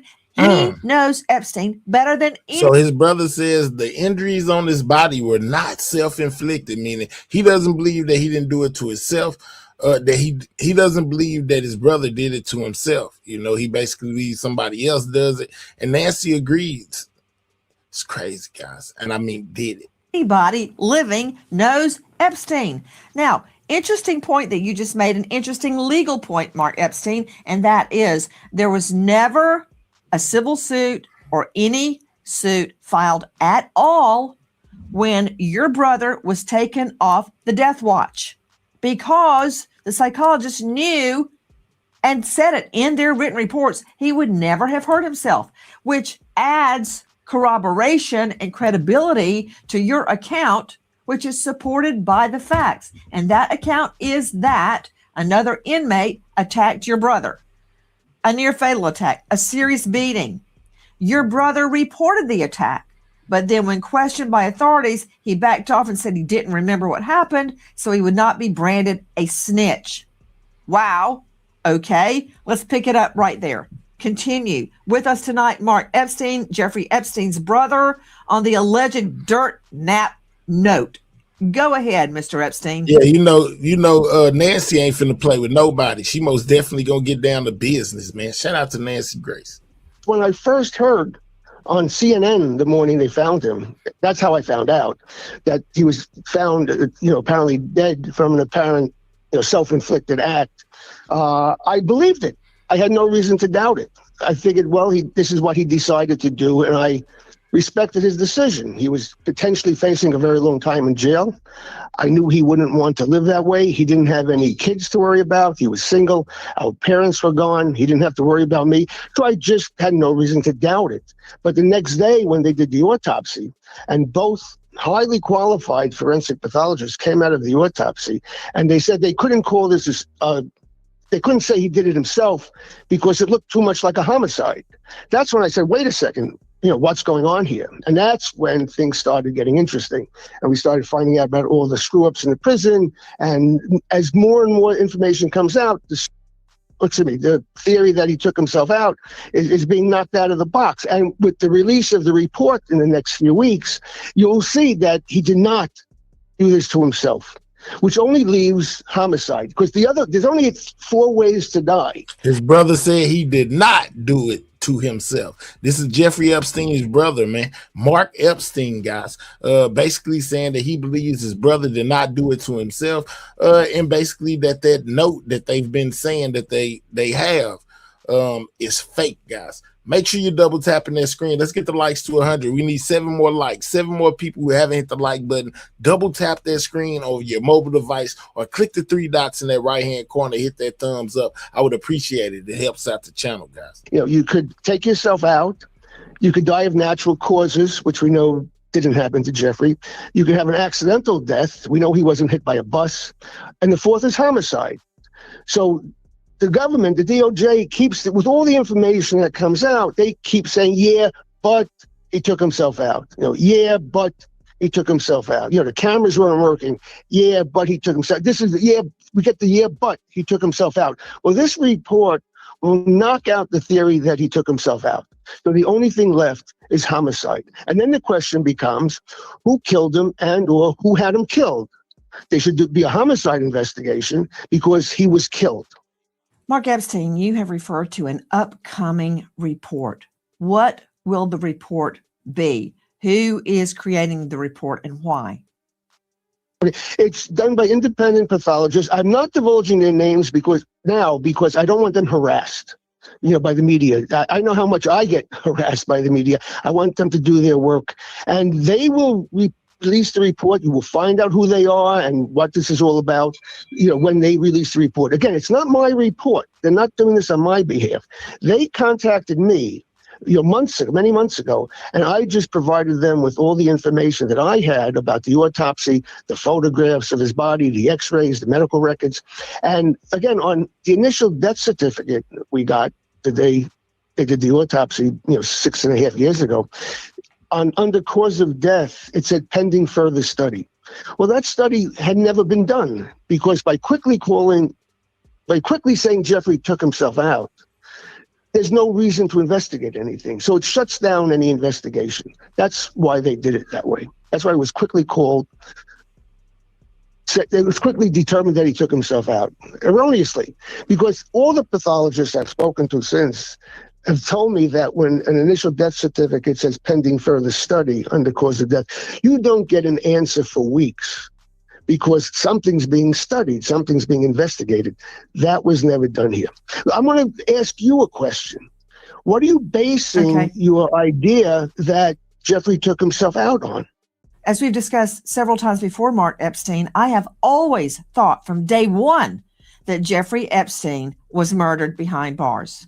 And the single most convincing fact for me has nothing to do with politics. It has nothing to do with malfeasance or misconduct or bad guards, bad cameras, nothing. It has to do with the facts. It has to do with the markings on your brother's neck. I have handled, prosecuted, and investigated and covered more. See, Nancy ain't going either. She said the bruising and the marks around the neck were consistent with somebody else doing it, not him doing it to himself. Homicides than I can count. I can't even remember them all. When a person is strangled by ligature strangulation, you will see a straight across marking on the neck, typically furrowed, where the ligature, be it a rope, a stocking, furrows into the skin. When an individual takes their own life, you will see a smiley mark from ear down toward the Adam's apple and to the other ear because of the... So the question is, if he didn't do it to himself, who did it to him, guys? Who y'all think got Epstein up out of here or smuggled him out of jail? Let me know. Positioning of the rope, if it is a rope. So the marking on your brother's neck, the first time I saw it, from having handled so many homicides, I did not believe it could be anything other than homicide. Yes, well, you're correct about the mark on his neck, but there's other injuries to his body and other bruises that could not have been self-inflicted. And this was either overlooked or ignored by Dr. Sampson, who was the chief medical examiner, who said... So this is Epstein's autopsy report, allegedly. Well, this is what they have. But I say allegedly because a lot of y'all still think he's alive. That Jeffrey took himself out. And let me be really clear. She never saw Jeffrey's body. She wasn't in the office that day. The two pathologists that did the autopsy both came out saying this looks like a homicide. They wouldn't call it. And the report coming out goes much deeper into the marks and bruises on Jeffrey's body. The other reason people are calling this, that saying that he took himself out. Barbara Sampson made that statement within, days after Jeffrey. So this is actual photos of things that were inside of his cell on the day they went in there, guys, if you're paying attention to the screen. Died. And Bill Barr, the Attorney General, came out and publicly stated that he personally watched the videotape from the camera that was outside of the tier, and he saw that nobody went in or out of the tier, and that convinced him it was a...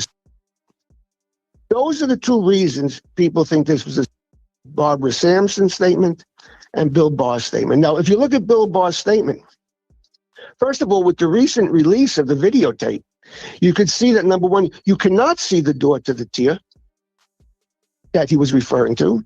And it's been shown many times that people could get to that door and leave from that door without being caught by that camera. So just what the was he talking about? We also have now seen in the middle of the night that orange person going up the stairs, because you can only see the left side of the staircase. So obviously somebody somebody was in his cell. They saying you can see the person in the orange jumpsuit up in there right before he is alleged to have passed away, and it's time that is missing, within this footage right here. It's crazy, guys. This whole situation with Epstein is really crazy, man. He went up the stairs. So again, what the was Bill Barr talking about when he said nobody went in or out? Somebody went up there. Also, Bill Barr completely ignored the possibility that somebody already on the tier in another cell could have gotten to Jeffrey, done something, gone back into his cell without having to go and come from the tier. A few months after the death, I was told by a source that cell doors were left unlocked that night.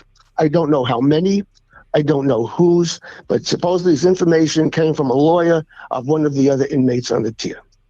So, it makes perfect sense when you put it all together that somebody already on the tier could have done this. Also, to think that somebody could get to that cell door, or the tier door, go in the tier, commit a crime, and leave completely undetected is kind of asinine. So Bill Barr's entire conclusion is based on bullshit, and it wouldn't hold up in a court of law, and it wouldn't hold up in a kindergarten class. So you believe, Mark, that this so-called handwritten note now... The note ain't real. Mark says, man, this is an elaborate cover-up. ...unsealed by a federal judge is really a fake, intended to corroborate the official ruling your brother took his life while waiting for a trial. You believe the note is a fake. Yes, I believe that the government knows, just like you now know, that this report is coming out that will prove that Jeffrey did not take his own life. It'll prove it conclusively that Jeffrey could not have taken his own life, as they say. So I believe this is their attempt to sow doubt about this report, because this is going to be very damning when this report comes out. So now they're trying to put doubt in people's minds. It's like a propaganda thing. Yeah, I don't believe the note is real, because again, since there was no prior attempt in July, he does not believe that note was real. What y'all think? Y'all think somebody else wrote it, or Jeffrey wrote it himself? On Jeffrey's part, his brother says it's not real. To take his own life. Why would he have written such a note? It doesn't make sense to me, or to anybody else who looks at it that way. Another issue in my mind, Mark Epstein, is timing. The so-called dirt nap note remained buried in court documents for years. Now, don't you think if this was legitimate, we would have heard about it at the time your brother was killed? We would have heard, hey, he wrote a note. But no, we didn't. We're only hearing about it now. Does nobody have a problem with the time? So this is the alleged note, guys. They had somebody break it down and read it because his handwriting was so bad, people can't understand what it say. But this is the alleged note, guys. That's in question. The one that the media has been reporting on that they released, basically saying this is from Epstein wrote this, and his cellie found it and basically turned it in. I'm just saying. I mean, Mark. Yes, it's because this report is coming out and they are aware of it. It's like if I say I found a note that you wrote saying you were going to take yourself out. It makes no sense. You haven't tried to take yourself out as far as anybody knows. So why would there be a note from you saying you're going to take yourself out? Jeffrey didn't try to take himself out. Hence, why would he write a note of that kind? Another issue, Mark Epstein, is the former police officer behind bars on a serious felony, Tartaglione. We're listening to him. He says that your brother wrote the note long before and put it in a book. Why would I believe anything he said? Yeah, I didn't even know he was a reader. So it doesn't make, none of this makes sense. He also says that Epstein left a note in a book weeks and weeks before he was killed. That defies every other life attempt I have ever seen. Did y'all hear Nancy slide that in there?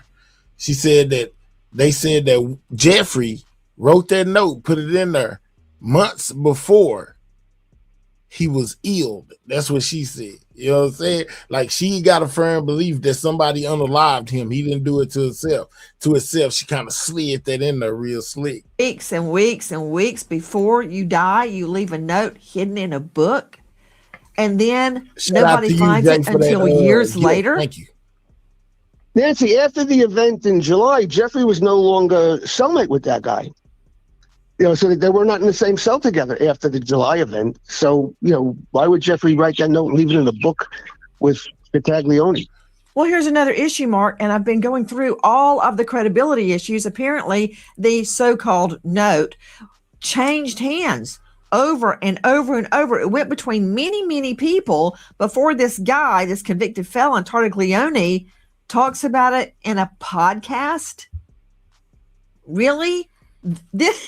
Your brother is set to testify against some of the most powerful people and some of the wealthiest people in the world.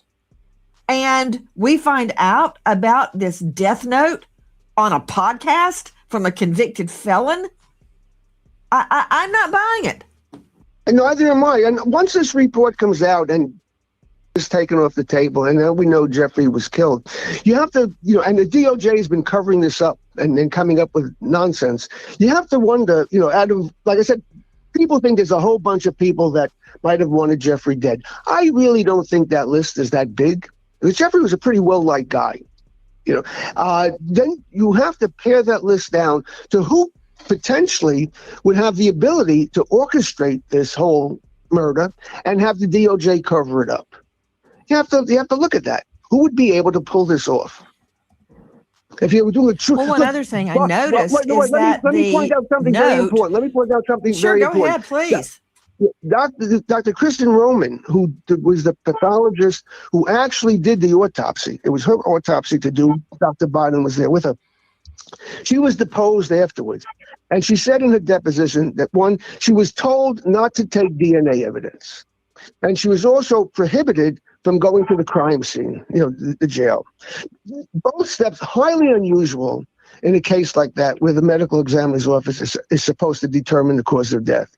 She was told, now, if this was a real investigation, if they were really looking, okay, when she said she was told not to take DNA evidence, the next question should have been, who told you not to take DNA evidence? Right? But they didn't ask those questions because they want to brush this whole thing under the carpet as Jeffrey's, you know, taking himself out instead of being investigated as the murder that it was. Guys, for those of you just joining with us tonight, Mark Epstein, this is Jeffrey Epstein's brother, and we are supposed to believe that within days of testifying against some of the wealthiest and most powerful people in the world, Epstein takes a dirt nap. And then the death note appears after having been in files. It disappears for years and now rears its ugly head. Another issue I have regarding credibility, Mark Epstein, is that many, many of your brother's emails have been released to the public. And I noticed that this note mimics some of the other emails, specifically the tagline that says, "What you want me to do? Bust out crying?" That is straight from the Little Rascals. And he had used phraseology similar to that in other publicly released emails. What do you make of that, Mark? Well, I think if they wanted to make a note and make a... Now, hold on. Check this out. Now, Epstein's brother says that he had the note looked at by and compared to 3 other notes. But check out what the news said that, hey, the handwriting matches up with one of at least Epstein's prior notes. What's going on, guys? Check this out. The significant features within the handwriting on the note in question, as well as the additional note found within the cell, have the same writer. In this situation, specifically, things that stood out to me were his total disregard for the baseline, even though both notes had lined paper on them, as well as different character formation features, such as his lowercase d's and how they're one stroke with a narrowly looped staff, or his s's, how there's no actual significant curve like you're taught in your copybook writing in school. He actually had more of a vertical upward curve, so to speak, and a very horizontal or angular lower bowl. So features like that, those inconspicuous habits that you have as an author that you might not realize you do yourself, are what we are trained to pick up on. And in these samples specifically, like I said, character formation, his placement on the baseline, his small indent, which was consistent in both samples, and even the use of features such as his underline over specific phrases, the curvature of that underline, in addition to his punctuation, he used 2 exclamation points. Those features, but which repeated in both notes, which were allegedly written on separate instances, indicate to me that there's common authorship between these 2 writers. Right, based off of doing a comparison of the additional author, the cellmate's writing that you provided me with, I found significant dissimilarities between his handwriting and the handwriting in question. All right, so remember, it was found by a cellmate. She's saying that based off the notes that she's seen of Epstein that he has wrote, it is most definitely him, and it's not consistent with anything that the cellmate has written that she compared the note to. So I don't know, guys. I don't know. Is it real or is it fake? So in my opinion, the handwriting in question, it was not authored by that cellmate. All right, so she's saying to say no way it could have been authored by the cellmate. But we listened to the brother, and the brother said that he had it compared to 3 other notes of Epstein, and it came out that the handwriting was not the same. So got a conflict going on. It's all up into what you believe. Do you believe he wrote it or don't you believe he wrote it? Let's get back to it. Shout out to everybody in the building, man. If you have not hit that like button, double tap that screen, guys. That's how you hit the like button. Let's get the likes all the way up. Or you can click the 3 dots and hit that thumbs up. That's another way to hit the like button. Make sure you guys are subscribing to the channel if you're new, as we take a look at this Epstein note, guys, that some are saying that he wrote himself, and then others are saying somebody else wrote it. That's what his brothers say. Look like Jeffrey wrote it. They would try to use phrases that he's used before to make it sound like he did it. You know, if he's going to write a note like this, supposedly written by Jeffrey Epstein, you know, you're not going to write it in Spanish or Italian or German. You know, he's an English speaker, and you would try to use the language that he would use and the phrases he would use to make it sound authentic. If they wrote it and it read like it was written in King's English, you would know that Jeffrey Epstein did not write that. So they made it look, if it was forged, they made it try to make it look like it was coming from him. There's no surprise there. But like I said, I got a report showing that the handwriting on the note didn't match up to 3 other pieces of evidence of his that we know is his handwriting. And again, why would he write such a note? Why would he write such a note if there was no prior attempt to take himself out? To me, that doesn't make any sense. Also, you know, only about 18% or so of victims who take themselves out write notes. It's not common. Well, I have to tell you this, Mark Epstein. I've worked with handwriting comparison experts at the crime lab. I've had many, many cases dealing with forgeries. And I know this. I know it's actually very easy, if you have a practiced forger, to create a note like this, a short note using phraseology that we know your brother to have used in the past. It's just not that hard. Mark Epstein, what is the single most convincing fact that your brother was murdered and this note is not authentic? Well, the fact that the bruises on his body, including the ligature mark on his neck, as you pointed out, does not correspond with someone taking themselves out. And the report that's coming out will prove that, will conclusively prove that. So all the other stuff, even if Jeffrey wrote that note, which I don't think he did, even if he wrote that note, the report still shows that he could not have taken himself out the way they say, or in any other way. It had to be done by somebody else.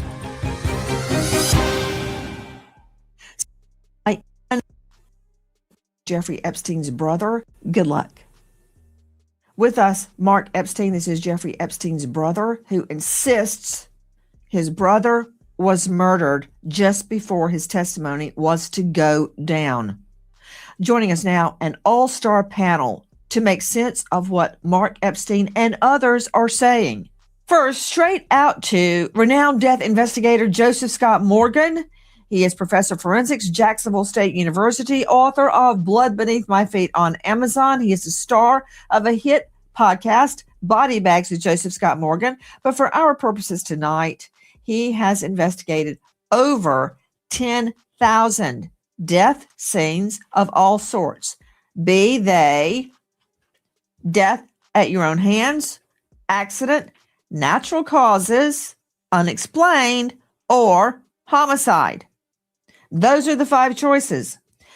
Joe Scott Morgan, explain to me why you insist Jeffrey Epstein was murdered.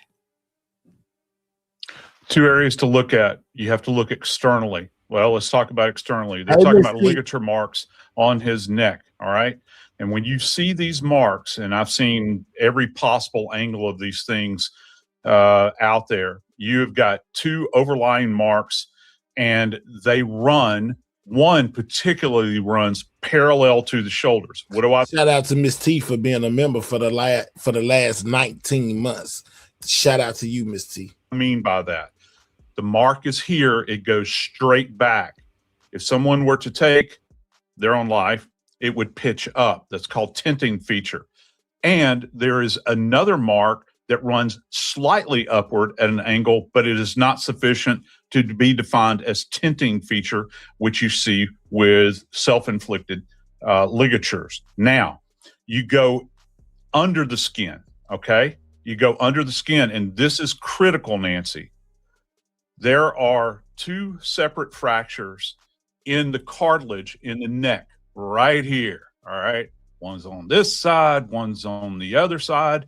And then you have, the little bone that we always talk about, the only non-articulating bone in the whole human body, the hyoid, shaped like a horseshoe.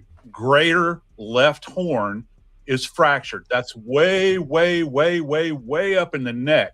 When we see this, Nancy, we see it with manual strangulation.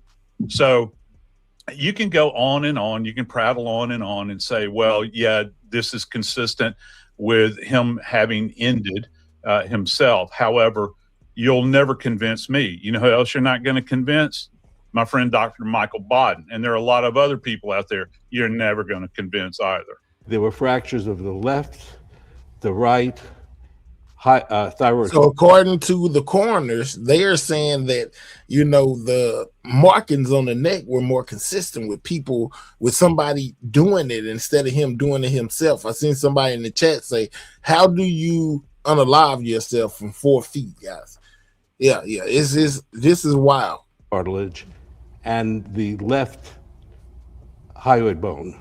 I have never seen 3 fractures like this in a suicidal hanging. Sometimes there's a fracture of the hyoid bone or a fracture of the thyroid cartilage. Going over 1,000 jail hangings in the New York City state prisons over the past 40, 50 years, no one had 3 fractures. Joe Scott, can you address the bruises on his body that his brother Mark Epstein discussed? Mark Epstein insists the bruises could not have been self-inflicted, and I agree. Yeah, how do you even explain that? I'm glad that Mark brought that up. You've got these areas that have been impacted, and we talk about bruises, right, Nancy? Fancy $10 word, contusion. That means you have to have direct contact. You have to have a direct blow to that area. We've all bumped into furniture. We've bumped into the side of a wall. We've fallen down. And listen, if what they're saying is this was actually generated as a result of being in this position, you can't explain that. And also, it almost looks as though that there's a very focal area. It's not widespread and diffuse. It's kind of a concentrated area. So to me, that implies that there was a direct impact. I don't know if it was generated by hand or I have no idea, but it just does not marry up with the story that they're trying to sell everybody on this being a self-inflicted event. Before we go to our handwriting expert, Bart Baggett, straight out to Lynn Shaw, founder, director of Lynn's Warriors, dedicated to eradicate trafficking of women and girls. Lynn, did you hear what Epstein's brother, Mark Epstein, said? A ruling that Epstein died at his own hand, not by homicide, completely shut down the investigation into what happened to all those teen girls and even younger girls as young as 12. It shut it all down. How convenient. First of all, does the DOJ think the American public is this stupid?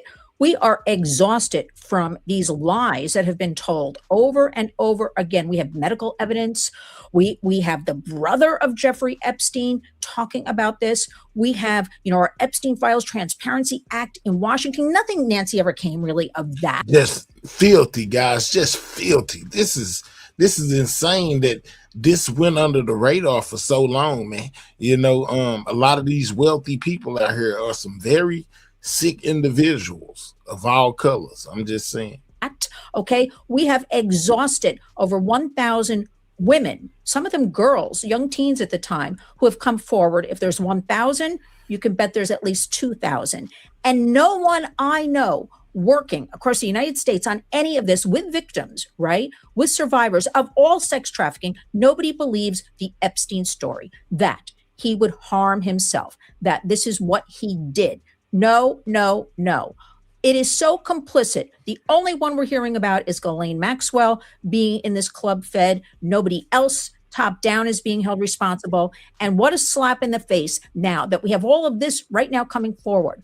Shut down. Nobody's believing this. So what's our question? What do we want to do? We're still chipping away trying to get answers. Will we ever get them? I fear not. Because right now we have too many exhausted survivors, victims overall in the entire sex trafficking movement who just want to actually move forward from this. They've had enough and they know they're being lied to day after day. Joining us now, in addition to Lynn Shaw and Joe Scott Morgan, Dr. Bethany Marshall. She is a renowned psychoanalyst. She is now featured on Peacock and Bravo.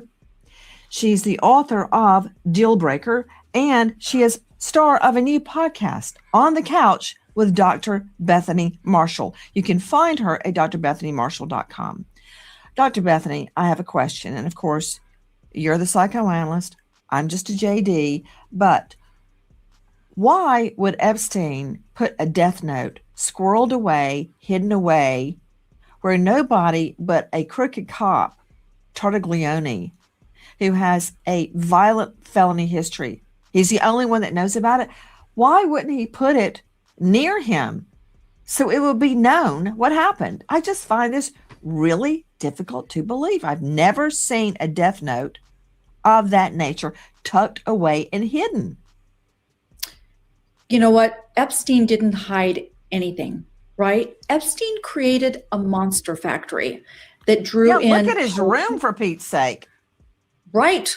A monster factory that drew in academics, politicians, clergy, Wall Street executives. His monster factory drew in everybody, and he liked being at the center of things. So somebody who wants to be at the center of things is not going to write a note that's going to be hidden away. Right? They're just not going to do it. And also, Nancy, people who harm themselves usually have two traits: hopelessness and impulsivity. Epstein was not impulsive. He was I think it's too many big wigs involved in this. That's another reason why, this situation is being covered up. In my opinion, allegedly, it's a lot of big wigs involved in this. A lot of sick individuals. Planner. He bought the biggest mansion in Manhattan so he could use it as a trading principle with everybody around him. Like, come to my Manhattan mansion. We're going to have these parties. They're going to be debauched. And because of that, he wouldn't I just don't see him not planning ahead. And in terms of hopelessness, Nancy, he was about to face trial, and he got out of every consequence in his life. So the fact that he was facing trial tells me that he probably thought he was going to get out of all the sex trafficking charges. So why would he unalive himself before his greatest victory or glory when he thought he would get out of everything? Let's go. Y'all hear Bethany? She used unalive himself. Same thing I be saying, because she know it's very sensitive. It's censored and sensitive on YouTube. You got to be wary of the words that you use, guys. Make sure you're double tapping that screen if you have not. That's how you hit the like button, or you can click the 3 dots on the right hand corner, guys, and hit that thumbs up. Subscribe to the channel if you're new. This is about Epstein's alleged unalive note that was turned in by his cellie, which he had done before. Remember, Lynn Shaw, the debacle in Palm Beach, where he got a slap on the wrist and house arrest for molestation, for repeat molestation. And he had a limo driver pick him up at the jail every day, take him wherever he wanted to all day long, as long as he checked back in for the night. Yes.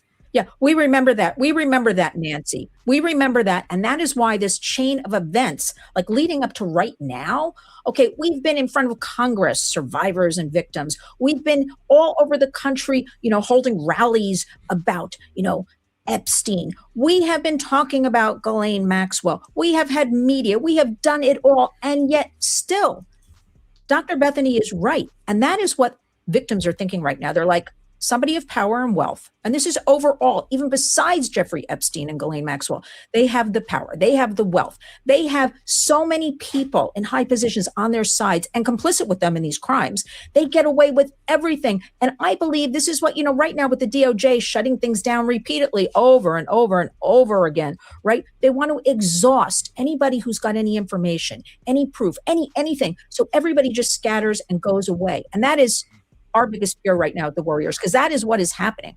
These women, some of them, again, girls at the time, right? Minors, they are exhausted. They want to get on with their lives. They've got families themselves, a lot of them. And again, they will say to me, they're getting away with it. They've gotten away with it. Look at how we're being treated still from top down in Washington, all throughout the communities in the United States. We're never going to win. So let's just stop it. And that is our greatest fear, because we have to chip away and keep talking about this and bringing up medical evidence and bringing up proof. The DOJ, I'm going to say it again. I fear, I've said it from the beginning for years now, we are never really going to see complete files and really hold those accountable who participated in this crime spree. Yeah, you got to hold everybody accountable. All them sick jokers, man. Them sick, extra rich people. You're a victim of Bill Gates. Don't be .com. This is just host of The Bar Expert. It's horrible. It's just horrible. Joining us now, a renowned forensic handwriting expert. He is the founder of Handwriting Experts, Inc. He is the host of The Bart Show podcast, and you can find him at bartbaggett.com. Mr. Baggett, thank you for being with us. Contrary to what you have heard so far, you have a different opinion on the death note. Explain. I do. Unfortunately, we don't have a huge opening public file of Jeffrey Epstein's real handwriting, but what we do have is 2 notes. And my conclusion on those 2 notes that we found in the jail cell is they were written by the same person. And so that is still very useful information because it seems like these notes arrived at different times, which infuses the story. And the other part is it Jeffrey's handwriting? I think that's the question we should dig into because we don't have, and they haven't released lots of his natural handwriting. That's the confusing part of the story. So on what do you base your analysis that the note is legit? So I base my analysis when we compare the two notes from the jail cell is it's natural, it's fluid, the letters are similar, the capital A is very unique, the lower S's, all the letter forms are similar. And Nancy, I want to push back on you a little bit of what you said earlier. You said it was incredibly easy to create a forged note. And that has not been my experience when you have an entire... Bob said forged note and they got to compare side by side. What y'all think? Did Epstein write that note or somebody else write it? Let me know. Page of blank paper. My experience has been, even with our school, students struggle to forge anything more than a signature because it has to be fast, has to be fluid, has to have no pen lifts, have to start and stop, and it's fast. And these notes are quickly and naturally written. So that makes me think that these notes were written by the same person, but the jury's still out on whether or not it was Mr. Epstein. What about the fact, Mr. Baggett, guys, joining us is a preeminent handwriting expert, Bart Baggett. You said fast, but this note did not appear for years. You mentioned it was hard for your students to pull off a fake note. But what if it was an expert like yourself that had months and months, maybe even years, to write the note? That's a whole different equation. You talk about counterfeit paintings, counterfeit money, counterfeit notes. If you have time and you have expertise and you have access to his writing, you could practice for years. I think the only cases that have been really, really hard in the 30 years is when a wife forges the husband's name because they've been working together for 30 years. So she's got like years of practice. Those cases are a little harder. And I think what's interesting is not only is the handwriting so similar, such as the letter forms, the A, the quickness, they've obviously created such a fast thing. The words are the same. They've got phrases that come directly from email. So you have to ask yourself that question, who had access to understand these phrasings and words and explanation marks? The only way to craft a note this good to get past my professional eyes is to have access to all those files and then submit it into evidence at the appropriate time. Are you insinuating this note was written 5 years later? And who would have had those files? Dave Mack, joining us, Crime Stories investigative reporter. Who would have had the files? Who would have had those files? Nancy, the files have been handled, in particular here, by Nick Tartaglione and his defense team as they're trying to fight his conviction on the murder charges that he is sitting with. He's the guy who said he found the note in his little book after everything went down. So all of this is found by the same guy. The only one who benefits by it being written by Epstein. Bart Baggett, let me understand. After your review, Yeah, I think he wrote you it. believe the notes are genuine, but you have a concern?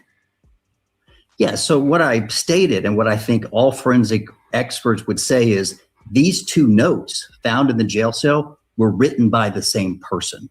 However, even if that person was Jeffrey, which the evidence points to it, that doesn't mean he unalived himself. I think people are making the assumptions that if he wrote this note, then that narrative's true. I don't buy that. Why? Because the note itself is not typically what we would think of as one of those notes. There's no depression, there's no sadness, there's nothing about the typical notes that I've seen when someone does that.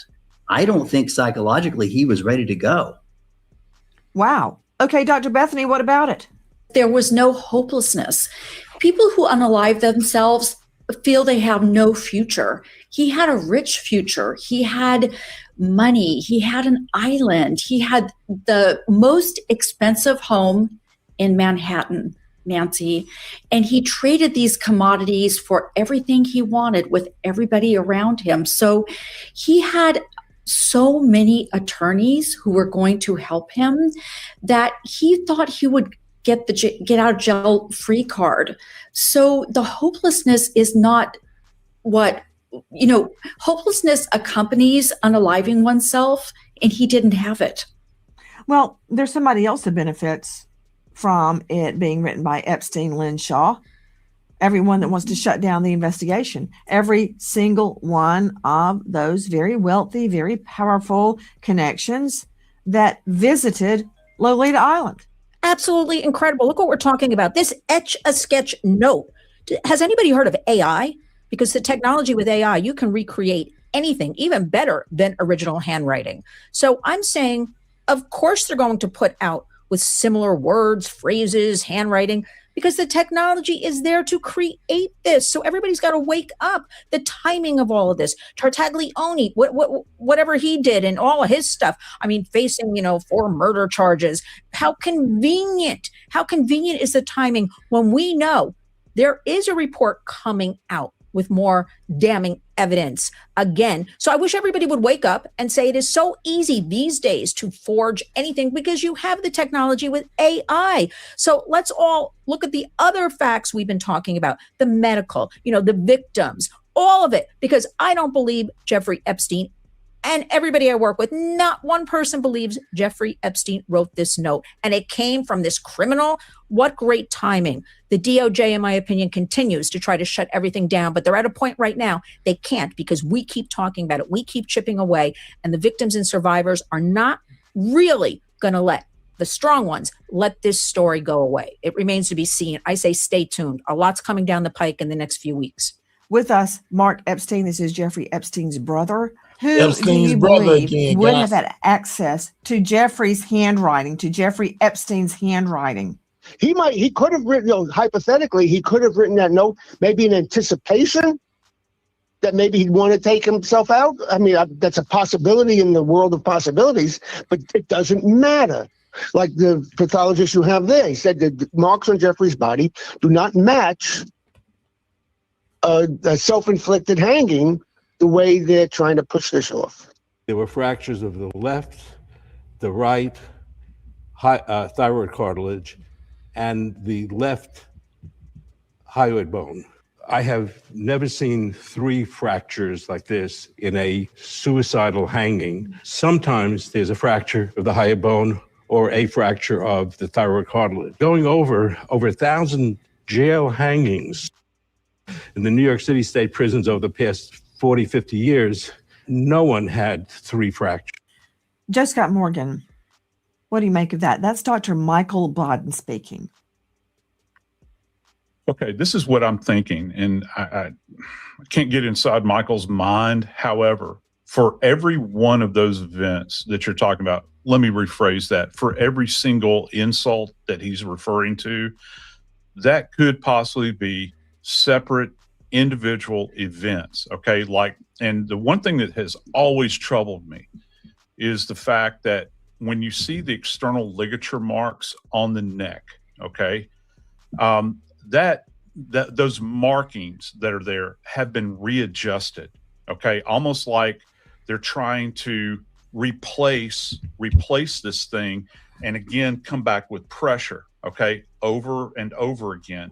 And also, I think that there is direct pressure being applied with a hand. This is a frenzied event, Nancy. Again, I draw your attention back to the contusion that's at the base of the neck, on the posterior neck, or the shoulder, where the neck essentially joins the shoulder right there. That's a frenzied event. You've got an individual that is probably struggling and fighting for their life, and this thing is a very frenzied. They're having to readjust because they want to take him out.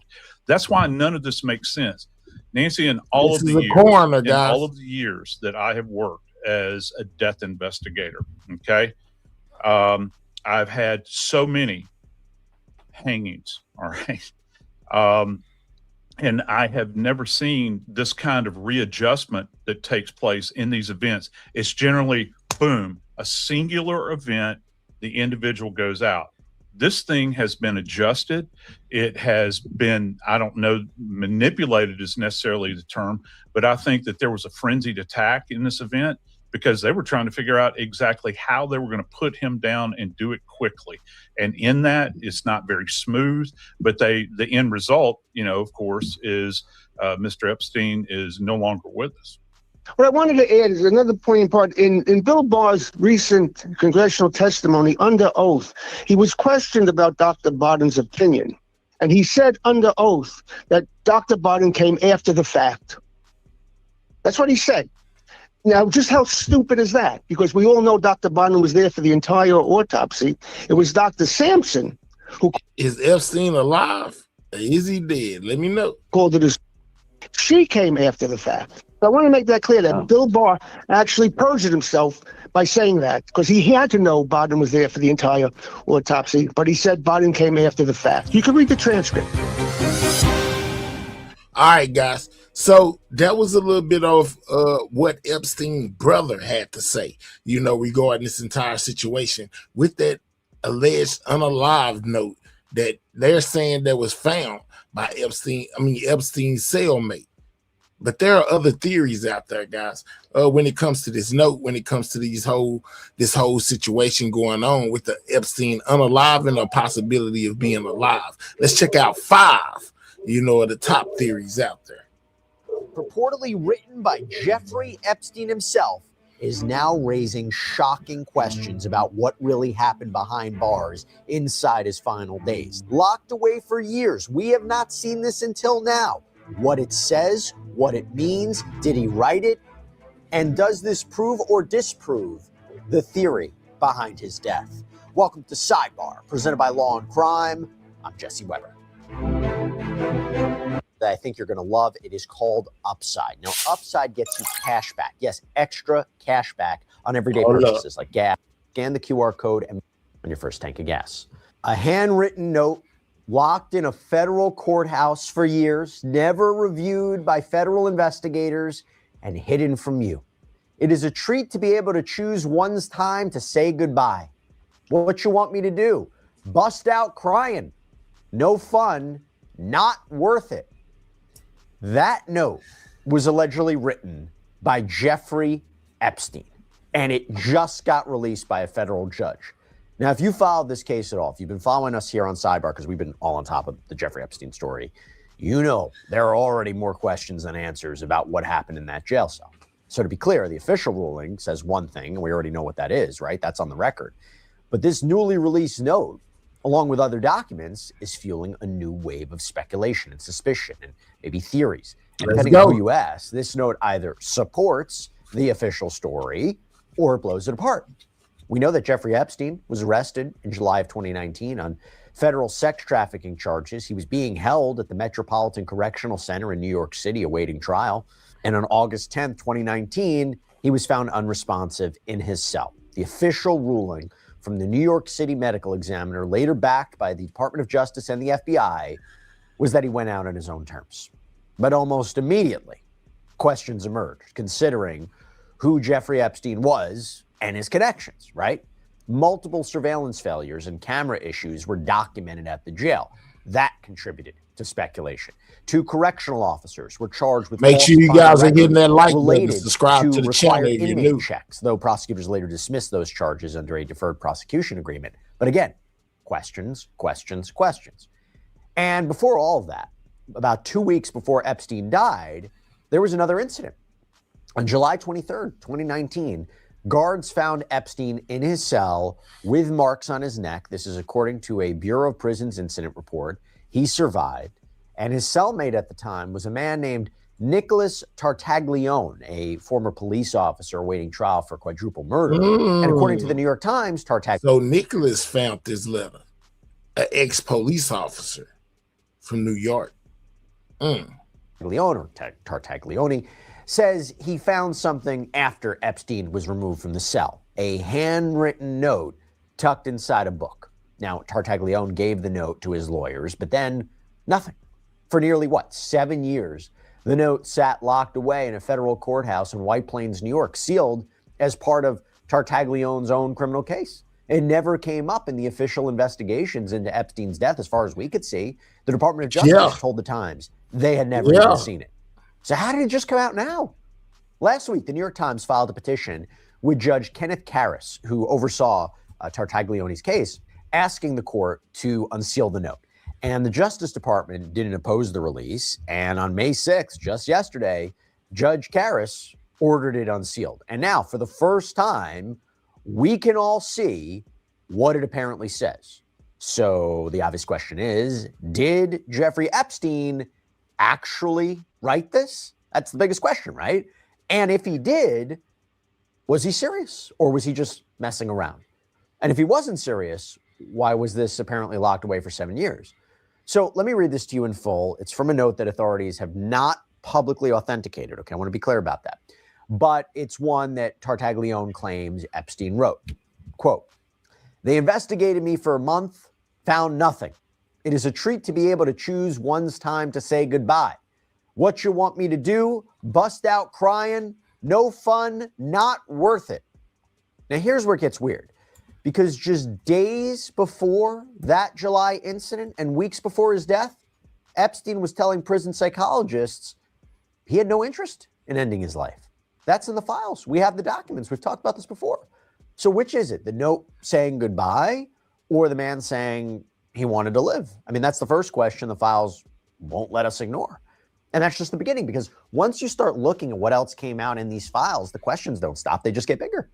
Now, it's a lot of discrepancy, guys. Before we go any further down the conspiracy road, we do have to talk about something else, because there is actually some compelling evidence that suggests Jeffrey Epstein did write this note. I'm going to start with the phrase "bust out crying." It's not a common expression, but Epstein used it. In a September 2016 email to his brother Mark, which is included in the files, Epstein wrote, quote, "What you want me to do? Bust out crying."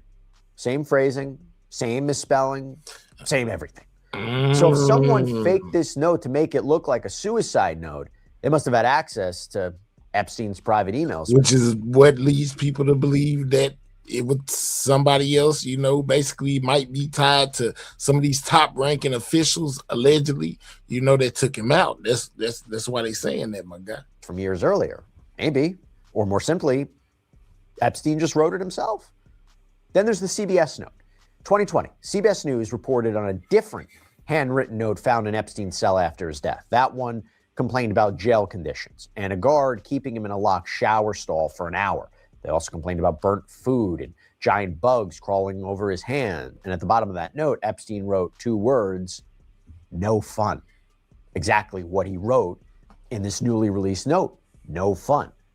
So with that in mind, I want to start right off the bat with the obvious conspiracy that has been circulating since the very announcement of Jeffrey Epstein's death, that he didn't do this, that he didn't want to do this, that he was killed. So I want to take a look back at what Epstein told psychologists, because it directly contradicts. So for you people who feel like he may have not taken his own self out. It's that note, in theory, right? So, okay, maybe he wrote it. The emails in the other note might indicate he talked like this. But here's the thing. If he wrote those words, did he mean them? According to the BOP records, the Bureau of Prison Records released in the file dump, Epstein was evaluated multiple times in July of 2019. And just one day after that July 23rd incident, on July 24th, he told a prison psychologist he had no interest in ending his life. He said he had lots to do for his legal case. He described having a wonderful life with interesting people and projects. He said it would be crazy to take his life. And then this, "I would not do that to myself." Next day, July 25th, he said it again. "I am too vested in my case to fight it. I have a life and I want to go back to living my life." Now, does that sound like someone who... So him saying he didn't want, he would not take his own life twice. Writing goodbye notes could also be the possibility. Maybe he's lying. Maybe he didn't want to have extra precautions put in place, so he appears to not look like he's going to take his life so that he has the flexibility and the opportunity to do so. Maybe. Because here's the thing. The people who knew Epstein say he wasn't that type. His own brother, Mark Epstein, actually came on our show and said this. I thought, okay, he killed himself. At the time, I had no reason to doubt it, and I just figured that was his decision, and I respected it. I grieved the loss of a brother, but it was his decision. But then, after the autopsy was done and all the other information started coming out, it became apparent that it was not a suicide. When you looked at the autopsy results, the photographs we have of the body, the details of the mark on his neck, compared to the way they said he was hanging, nothing matches up. If you looked at all of these facts and evidence, you would not come up with the conclusion that it was a suicide. And by the way, Mark Epstein has been saying that for years. He told News Nation, he, quote, laughed at how stupid it was that officials ruled out murder. Told Nancy Grace, two pathologists who examined the body allegedly said they couldn't call it a suicide because it looked too much like a homicide. So as he said, the brother has been saying this since day one, basically, after he thought about it, that this was not something that Jeffrey did to himself. He feels like somebody done it to him. And then we got the other people who feel like Epstein is still running around there as what's his name? Palm Beach Pete. Just saying. But we do have to remember this.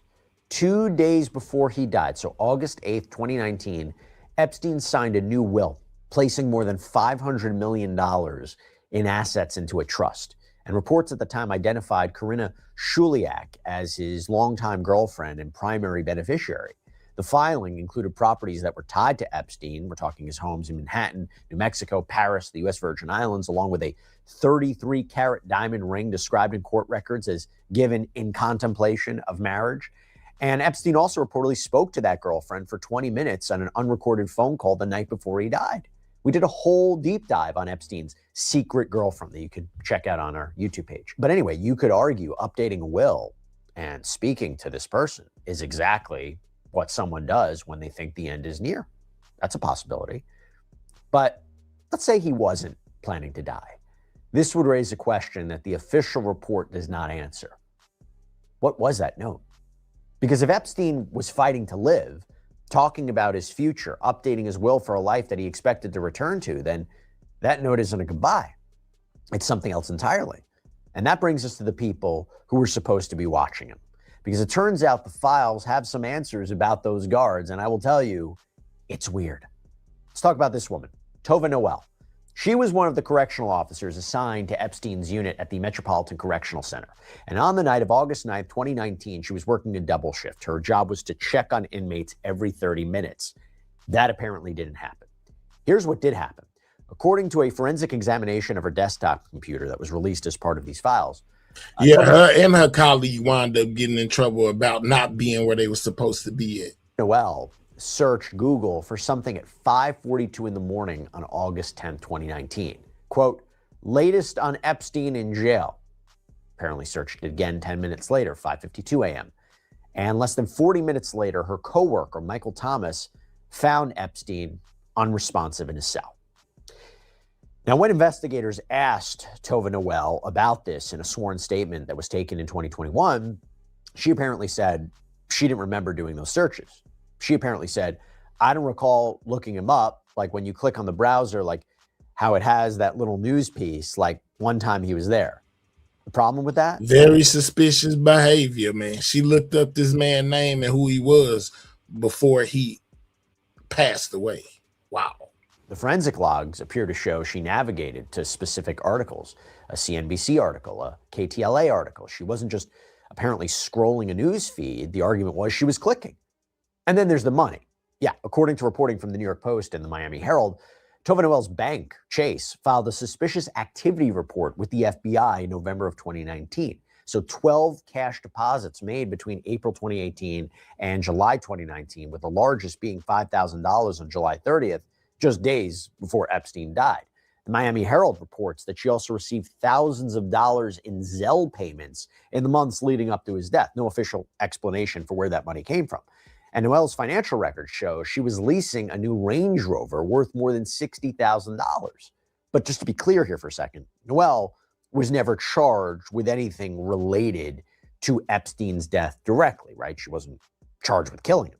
She and Thomas, they faced charges for falsifying records, but as I mentioned, those charges were dropped.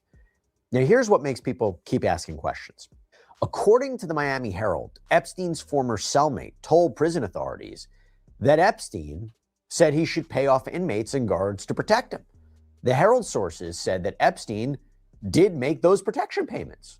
So a guard who was supposed to be watching Epstein Googles him 40 minutes before his body's found. Financial records later reviewed by reporters showed multiple cash deposits into Noel's accounts before Epstein's death. Now, is that proof of anything? No, but it's weird. It raises a question about that note. And if someone else was involved in what happened to Epstein, hypothetically, would they have wanted a note that looked like a goodbye? Because it brings us to what other inmates say they heard that morning. According to a 5-page handwritten note included in the Epstein files, an inmate at the MCC apparently spoke with the FBI about what he heard on the morning of August 10th, 2019. And around 6:30 a.m., he recalled officers shouting, quote, "Breathe, breathe." Then he allegedly heard an officer say, quote, "Dudes, you killed that dude." Female guard allegedly replied, quote, "If he's dead, we're going to cover it up and he's going to have an alibi. My officers." That same inmate later claimed, quote, "Miss Noel killed Jeffrey." Again, to be clear, there is no corroborating evidence to back this up. The DOJ's investigation concluded that none of the inmates who were interviewed had any credible information suggesting Jeffrey Epstein's cause of death was anything other than what the official ruling says. But the note exists. It's in the files. But can we trust the DOJ though? I'm just saying, I got some coming up in a second regarding the DOJ. Let's go. FBI interviewed this person, and the allegation is on the record. So why include it? Because it shows what people inside that jail believed happened, or seemingly. And if an inmate was claiming a guard killed Epstein, then that note, the one that looks like a suicide note, would essentially be the perfect cover. Which brings us to the video, or what little video there is. Because if you recall, according to a DOJ Inspector General memo from the files, the only camera that was apparently recording in the SHU, the Special Housing Unit of the MCC that night, was positioned near the entrance to the unit. It had low quality video, could only show part of the officer's station, had a partial view of the stairs leading to the tiers. And at 10:39 p.m. on August 9, 2019, a flash of orange appeared going up the stairs toward the L tier. That's where Epstein's cell was located. The FBI report described it this way. A flash of orange, guys. It got to be something. One of those inmates may have just done this, talking about a flash of orange. What else could it be if everybody that's incarcerated in that facility is walking around in orange jumpsuits? Let's be real. This way, quote, "A flash of orange looks to be going up the L tier stairs, could possibly be an inmate escorted up to that tier." I most definitely see somebody moving. Inspector General's report possibly described it this way, quote, "A flash of orange looks to be going up the L tier stairs, could possibly be an inmate escorted up to that tier." The Inspector General's report offered a different explanation because they said it was likely a correctional officer carrying inmate linen or bedding up the stairs. Which is it? An inmate in an orange jumpsuit or an officer carrying orange bedding? You'll get now, if you recall, according to CBS News, which analyzed the footage with video forensic experts, the movement was more consistent with an inmate wearing a prison uniform than an officer carrying clothing. They also said it would be unusual for an officer to be escorting an inmate at that time of night. Again, you could see why people would look at this and say it's suspicious. Now, here's what the Inspector General determined, that between approximately 10:40 p.m. on August 9th and just before 6:30 a.m. on August 10th, no one entered any of the SHU tiers. That finding is consistent with what the two guards on duty admitted, that they didn't conduct the required rounds or counts that night. Here's the problem. The only camera recording, kind of like I mentioned, had terrible angles, and the FBI report included diagrams showing how much of the unit was simply not visible. You couldn't see the entrance to Epstein's cell. You couldn't see most of the stairs. You couldn't see who came and went from the officer's station. So this would mean that that note, the one that's supposed to explain everything, was found in a cell that the cameras barely even watched. And that leads to the missing minute. So here's what happened with that footage. The missing minute, when the FBI released where did that minute go? Surveillance video in July of 2025, eagle-eyed viewers noticed something almost immediately. The timestamp jumps. At 11:58 p.m., it skips forward to 12 a.m. exactly. It's a lot of stuff that don't add up with this stuff, guys. It's crazy. So 62 seconds just gone. Now, Attorney General, or former Attorney General Pam Bondi, addressed this at a press conference, and she said that missing minute was caused by the camera resetting itself. With everything we done been hearing regarding Pam Bundy, remember the DOJ, in this missing minute. I don't even know if we can just believe what she has to say about what happened to it. She's a member of the alleged cover-up. And she said that missing minute was caused by the camera resetting itself at around midnight. And she said the system was old from like 1999 and that every night the video resets. So every night should have the same minute missing. But according to CBS News, a government source said she was incorrect in that assessment. And here's the problem again. No missing minute was documented, apparently, in the Inspector General's investigation. Not a mention of it. So if this happened every single night, why didn't the OIG note it? Does that prove something happened in that missing minute? No. But again, another question, another weird part about this. And it leads to the final one. Because according to the files themselves, officials did something that day that most people don't know about. A decoy. According to an FBI interview document included in the Epstein files, a food services employee told investigators that after Epstein's body was found, officials noticed a large media presence gathered outside the MCC. So what did they apparently do? They came up with a plan. And I'm going to read this directly here from this document. Quote, in order to thwart the media, 3 redacted names used boxes and sheets to create what appeared to be a human body, which was put into the white OCME vehicle, which the press followed, allowing the black vehicle to depart unnoticed with Epstein's body. A fake body made of boxes and sheets, loaded into a medical examiner's van, press followed it. The real body went out the back in a black car. That is not the kind of information that is going to squash the theories out there. It's just going to amplify it. Now, again, to be clear, this doesn't prove anything about how Epstein died. And yes, he was a notable figure. You can maybe understand why they did something like this. The decoy was about media management, not a cover-up. But again, it's another example of how strange this whole episode is. And it's another reason people keep asking questions. One more I got for you. If the official story is correct, if Epstein wrote that note, one that we've been talking about, took his own life, then why go through the trouble of faking a body? Why hide the real body in a black car while the press chased a decoy made of boxes and sheets? I mean, the note says goodbye. Boxes and everything sheets, else in this file says, let's wait a minute. So, what do you believe? And that's all we have for you right now here on Sidebar. Everybody, thank you so much for joining. All right, so those are a couple of possible theories of what could have really went on, with Epstein and that note and, his alleged unaliving of himself, guys. All right, so when you talk Epstein, you most definitely got to speak of another person, guys. Ghislaine Maxwell. Well, one of her ex-friends has come forth and blew the whistle on the whole situation going on with her and her basically special treatment in jail, guys. Remember, she had a meetup with the DOJ into where they moved her to a different facility at one point. And basically they're saying, she's getting special treatment, guys.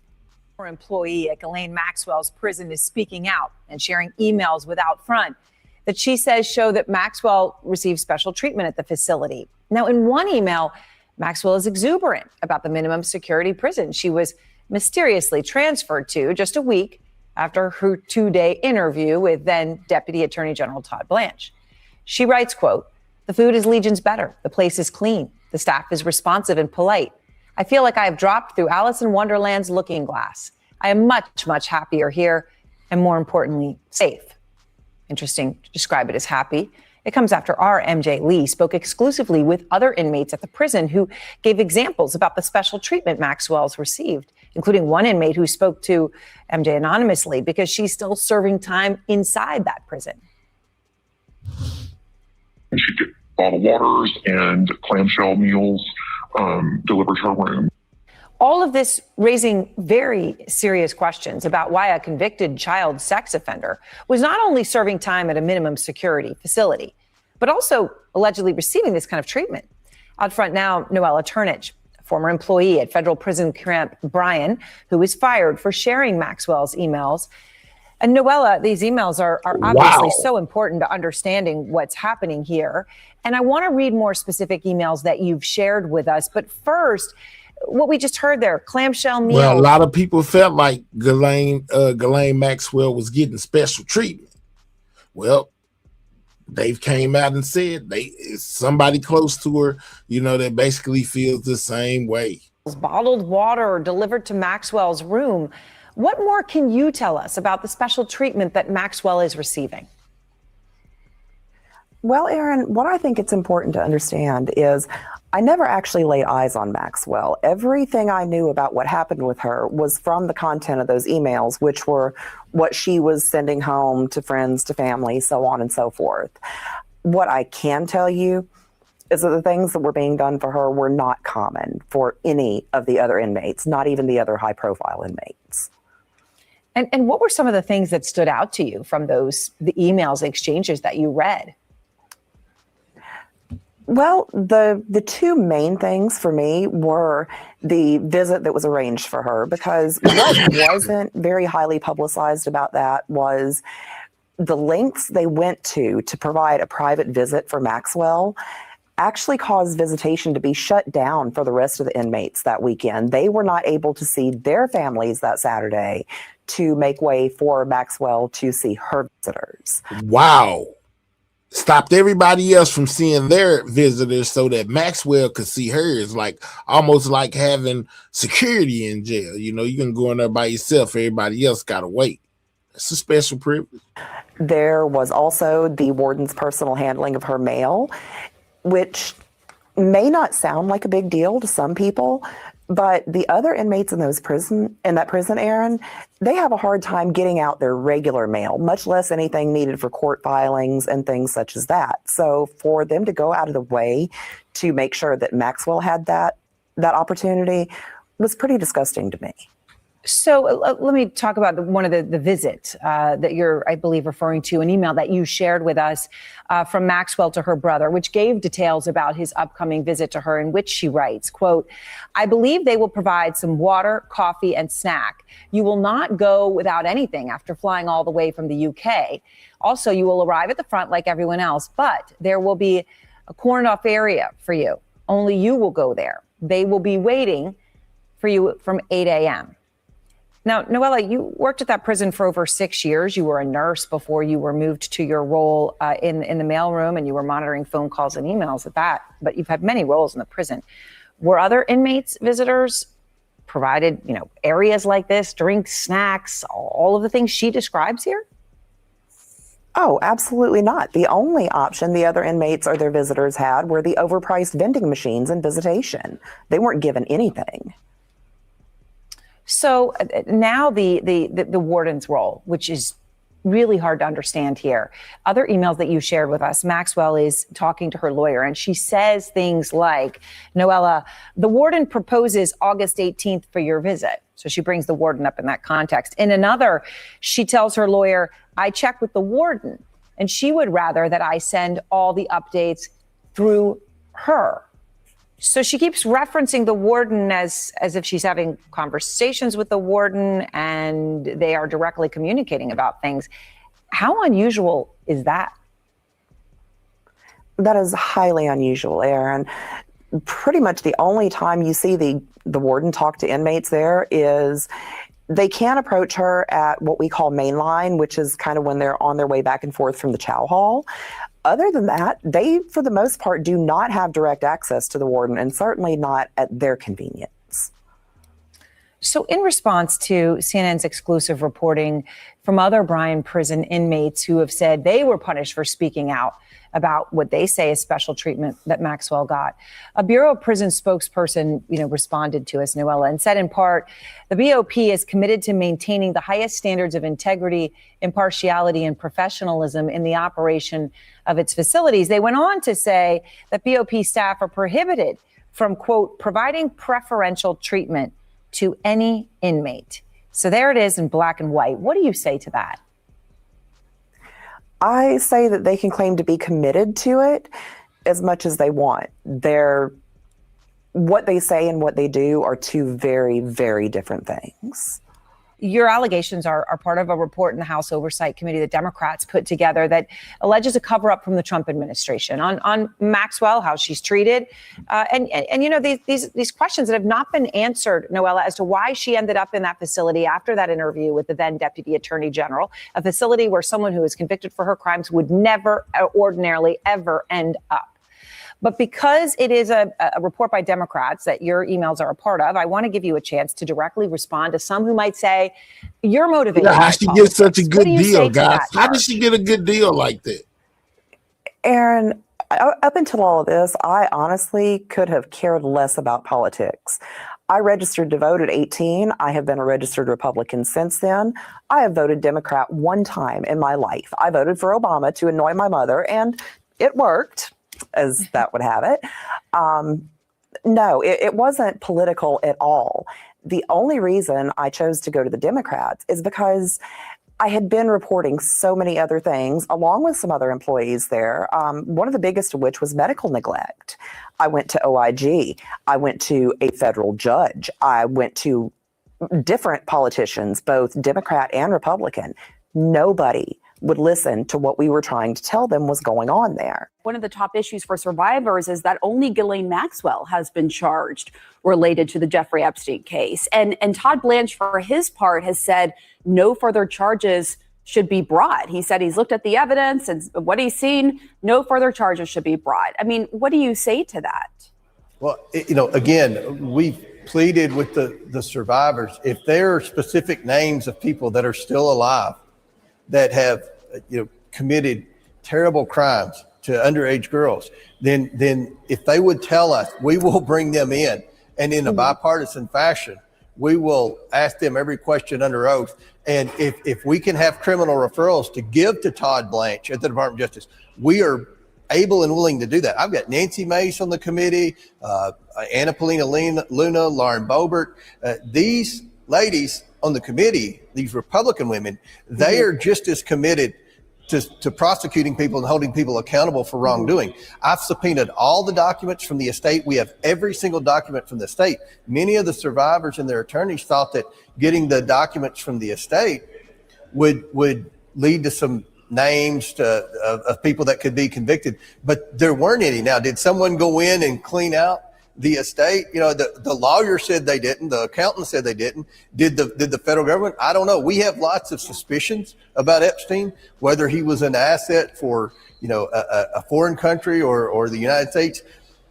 We're trying to get to the bottom of this, and I think we've been very transparent with it. It's just been a very difficult case because, you know, there's not been any evidence revealed other than many hundreds of poor innocent women that have come forward and said how they were abused by Epstein and Maxwell.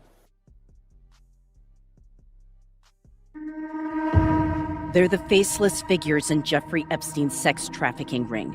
Women and girls whose stories fill the Department of Justice files.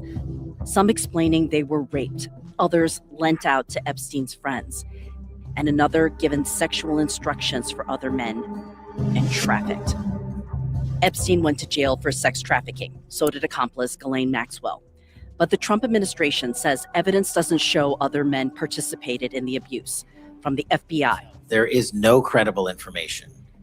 None. If there were, I would bring the case yesterday that he trafficked to other individuals. To the DOJ. Anybody with evidence, come to the FBI and tell us. Victims did tell the FBI, but the files show little sign of any follow-up by investigators. A CNN review of the DOJ's own publicly released Epstein files finds more than a dozen times where victims told the FBI that Epstein facilitated sexual encounters with his rich and powerful network. In the pages of redacted reports, there's Wall Street executives, a wealthy psychiatrist, a now jailed film producer, a former prince. But here's what we can't find in the public files. Much evidence of further investigation after those women spoke to the FBI. What does justice at the end of the day look like for you? Before we can even get to, to prosecution, we need investigation, right? And so unfortunately, what we're seeing right now is that there's been so little investigation. Annie Farmer is an Epstein survivor. She says she was sexually abused by Epstein and his partner Ghislaine Maxwell when she was just 16. She's joined House Oversight Committee ranking member Robert Garcia in a public push for more accountability. This is about some of the most powerful, wealthiest people believing that they can just get away with anything. And they empowered Jeffrey Epstein to be that person. The files reveal how Epstein built a trafficking ring. The victims were teenagers or young women who needed money and influence to start their lives. Epstein paid for gifts and exotic trips to his Caribbean island for parties. Victims told the FBI at first he seemed harmless. One victim told the Palm Beach Police Department 2 decades ago how Epstein would groom his victims. The girl that meets Jeffrey starts off with giving him a massage. The more you do with him, the more you make. In this 2021 report, a victim told the FBI she believed they trafficked me. She says Epstein sent her to Dr. Henry Jarecki, a renowned psychiatrist who could help her with college. This is Jarecki, pictured here with Epstein in the files. Because she really wanted to attend college, she says she gave Jarecki oral sex. There's no sign of an FBI investigation with Jarecki. He says he's never abused anyone. A wealthy banker named in an FBI report is Jess Staley. I have had a long-standing professional relationship with Jeffrey Epstein. A woman told the FBI that she met Staley at Epstein's New York mansion. The woman says Epstein was paying for her to attend massage school and told her to give Staley a massage. Photos show Epstein owned an elaborate massage room. The massage ended in rough sex. She told Staley she did not want this. Federal investigators spoke to local cops about accusations against Staley, but the files don't show much follow-up. Staley said in court he did have sex with one of Epstein's assistants, but it was consensual. I love doing business. My whole life I've enjoyed doing business. Leon Black is a Wall Street titan. A woman said Epstein told her to massage Black, who started becoming sexual. She then ran out of the room. Another woman said Black raped her. Files show the DOJ spoke about Black with the Manhattan DA's office, which began looking into him, but he has not been charged for anything. An attorney for Black said he has never abused, assaulted, or raped any girl or woman, and the idea of doing so is repulsive and reprehensible to him. It's just an absolute travesty the way that the entire thing is played out. Attorney Spencer Kuvin has represented multiple Epstein victims. One of his clients says Epstein and Maxwell loaned her to a corporate executive in Palm Beach, Florida.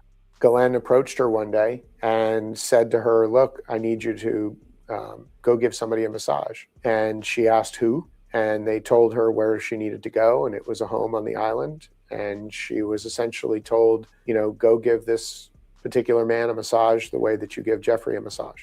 Girls were not people to him. They were objects to be traded. So he would utilize both underage victims, but he would also utilize other women who were over the age of 18 to satisfy men that he wanted to curry favor with.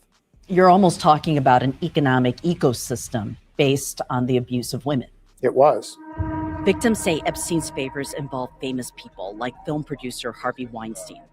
One victim says when she was 15, Epstein told her, I have a friend staying over. She says the man abused her.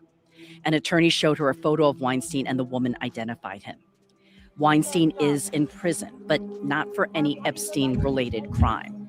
Through a spokesperson, Weinstein unequivocally denies a lot of sickos, guys. A lot of sickos. Allegation and has no recollection of any such interaction. The files also name Prince Andrew in allegations from Virginia Giuffre. She told the FBI the then prince had sex with her when she was 17 years old. I have no recollection of ever meeting this lady. None whatsoever. It's in the UK, not the US, where authorities moved, arresting Andrew on allegations he shared sensitive information with Epstein. Andrew denies all allegations against him. When I started to read some of these files, I was, even for a seasoned investigator, I had to pause. Moses Castillo is a former LAPD sex crimes detective. He says he'd expect to see more basic investigation and follow-up in the files. It's actually policing 101, police investigations 101, a sex crime detective 101. You would do all those things. You develop a game plan, a strategy in how you're going to investigate this. You check the flight. You check all the hotels. You check this victim said this and that. Can you go out there and corroborate that? So it's time consuming, but it's not impossible. Castillo says one possible hurdle is victim cooperation. In the files, a woman accused President Trump of sexual assault. The FBI spoke with her 4 times, but says she ultimately refused to cooperate. The White House calls that allegation against Trump baseless. In an unusual turn in the Epstein saga. That's what I mean by it's too many big wigs involved in this, man. You got million and billionaires involved in this, man. We may not ever get the full Epstein files. The First Lady, responding to what she calls lies about herself, is calling for Epstein's victims to have their voices heard in a public hearing. Now is the time for Congress to act. Epstein was not alone. A renewed investigation is exactly what survivors like Annie Farmer have long wanted. We have people that are able to make these statements about, oh, there's nothing more to see here. And we don't even know that that's true. We believe it's not true. But until they can show evidence of investigation, I think it would be very difficult to move on. When you hear people say that Epstein's dead, Maxwell's in prison, it's over. What do you say to that? It's not over. It's not over till the survivors feel that they have justice. There are those that enabled the abuse, that worked for Epstein. There were other powerful men that are walking around in corporate boardrooms and in government that need accountability. Yeah, and then they let her be, you know what I'm saying? After what you just heard, you know, how could they make her conditions in jail just be comfy like that? Like, no, she deserves to be, held like anybody else would be. In my opinion, guys, I'm just saying. Life than her fellow inmates. CNN's MJ Lee broke the story. She joins us now. So it was already questionable that she got moved to this minimum security prison camp earlier this year. Convicted sex offenders, that normally doesn't happen. Tell us what you've learned about her life since getting there. Well, there's no question, Anderson, that she is being given accommodations that would not be typically given to the average inmate. And this photo, actually, that we're looking at on the screen was taken on September 20th at this Bryan, Texas minimum security prison facility. According to the photographer that day, she was seen during the lunch break carrying folders, a clear backpack, and headphones. But just in terms of the details that we learned about her life, the big thing is that she's largely isolated and she's being afforded a level of privacy that inmates typically don't get. For example, her roommates at some point were moved out of her room. There are typically 4 roommates that share a room at this prison facility. When she didn't like at one point that inmates were able to look into her cell, sitting at tables that were close to the entrance. The tables were then moved. We also have an example of her using the chaplain's office at the chapel at the prison for visitations outside of regular visitation hours. A couple other details, meals and mail were at one point being brought to her. We're also learning that she has unlimited access to toilet paper. Typically, just for context, each inmate gets 2 rolls per week. Unlimited access to toilet paper. Anything over that, you have to go to the commissary and buy a roll at $2.25 a pop. So remember, the important context and the timing of this is really important too, because there was this whistleblower that came out earlier this week and talked about some of these details and some additional details as well, including the fact that Maxwell apparently is working on a commutation application and the prison's warden has been giving her help as she has been working on that. And some of Maxwell's fellow inmates are apparently upset about her being there. Are they speaking out? Yeah, there was a lot of shock and I think outrage for many of the inmates inside this prison because, as you noted, when you are a convicted child sex trafficker and you also have the vast majority of that sentence still to serve, you don't just end up at a minimum security prison. And I'm told that the warden at one point actually had a town hall meeting with all of the inmates after Maxwell arrived. And she basically said, do not talk about her to anybody. And she also said, look, she's going to be treated like any other inmate. But there's an example of one fellow inmate at Bryan. Her name is Julie Howell. And she actually ended up giving a comment to a reporter. She actually had a daughter who was the victim of sex trafficking. So you can imagine why the presence of Maxwell in her prison would have been especially sort of troubling for her and really offensive, I think, in her view. And after she gave this comment to a reporter, she was summoned to the lieutenant's office. She was scolded. And then she eventually was transferred out of Bryan to a higher security prison in Houston. And what's interesting, Anderson, is that we have learned that apparently this has happened to several other inmates as well who have expressed concern about Maxwell being there. And has anyone offered any explanation as to why Maxwell is being given special treatment? Yeah, I mean, first of all, we don't have actually a good answer as to why she was transferred to this Texas prison in the first place. So that's question number one. And second, in terms of just the different accommodations that are being made, BOP official basically said that they have a duty to make sure that any inmate, regardless of who they are, they have to be kept safe. And an official said that basically there had been death threats that were being made to her. And so all of these accommodations were really important to try to keep her safe. All right. MJ Lee, thanks very much. I want to get perspective now from former Trump campaign advisor David Urban and former Democratic South Carolina State Representative Bakari Sellers. David, at this point, I mean, the steady drip of Epstein news cannot possibly be beneficial to the White House. Why do you think the president and his top officials have been... Make sure you guys are double tapping that screen. That's how you hit the like button on your mobile device, or click the three dots, hit that thumbs up, guys. Subscribe to the channel if you're new. This is about Ghislaine Maxwell's special treatment while in jail, guys. She got moved to a minimum security prison that usually never happens for any inmates in her position or her situation, guys. After meeting with the DOJ, do you think that's how she got such a comfy situation in jail, guys? She's going to help Trump now. Fighting this effort to release the files. Yeah, Anderson, I have no idea. Like many others in the party, I think we'd just like to see it be dumped a long time ago. Get everything out there. It is out there. Let the cards fall where they might. Let's put this behind us. I think what I've repeatedly said, Anderson, I think the most important thing. I'm sure these files are interesting. I don't think they're going to be damning for the president. I think there was anything in there that that would have been leaked out by the past administration over the 4 years that they were in there. But I always keep saying, like, why don't we just call in the prosecutors who did this case, the federal prosecutors in Southern District of Miami, the U.S. attorney, and let's ask them why they gave Jeffrey Epstein a sweetheart deal. That's, I think, the most important question here. Why did he get a sweetheart deal? What were the causes behind that? Not so much what's in these files at this point. I mean, I think everything that is going to be out at this point, but just dump it, get it out. I mean, the president ran on it. I think people want to know, Republicans, Democrats, and it is not getting better. It might go away after the House has this vote. The Senate's not going to take it up. The president surely won't sign it. So it'll become a moot point at some point soon. But they're a big part of the MAGAverse and others that want to see transparency.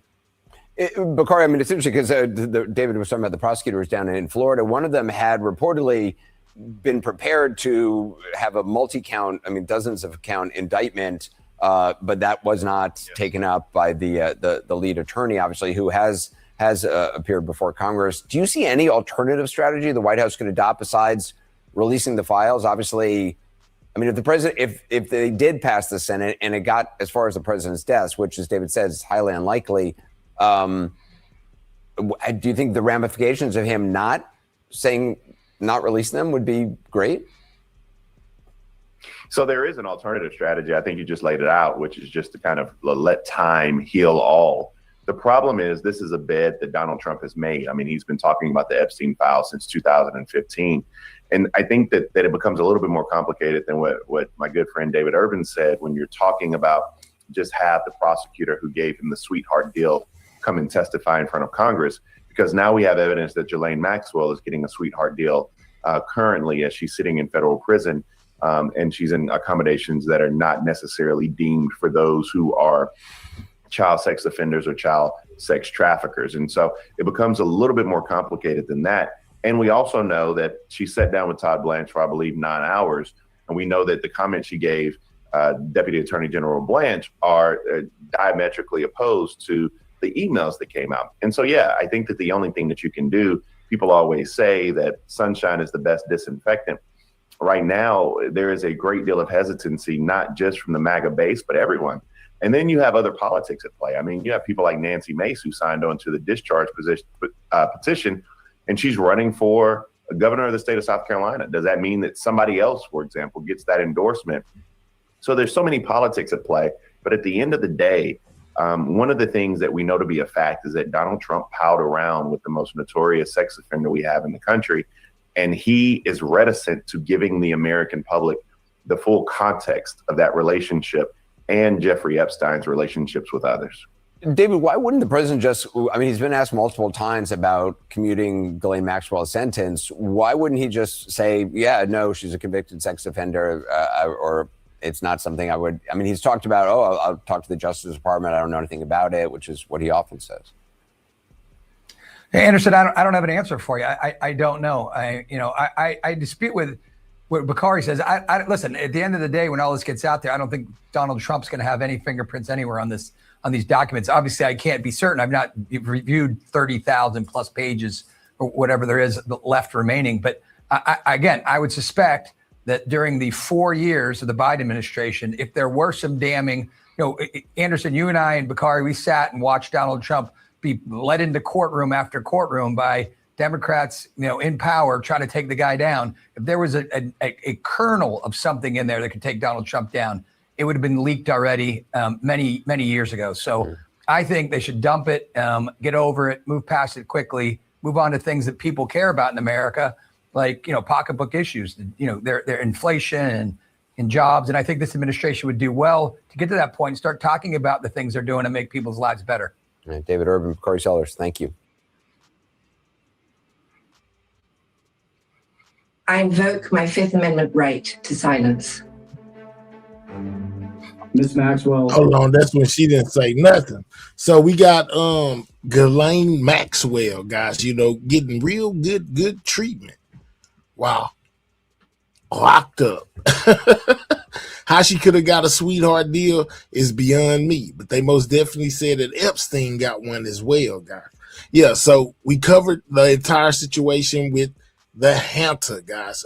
I think that's how we started out. Yeah, that's crazy though, ain't it, y'all?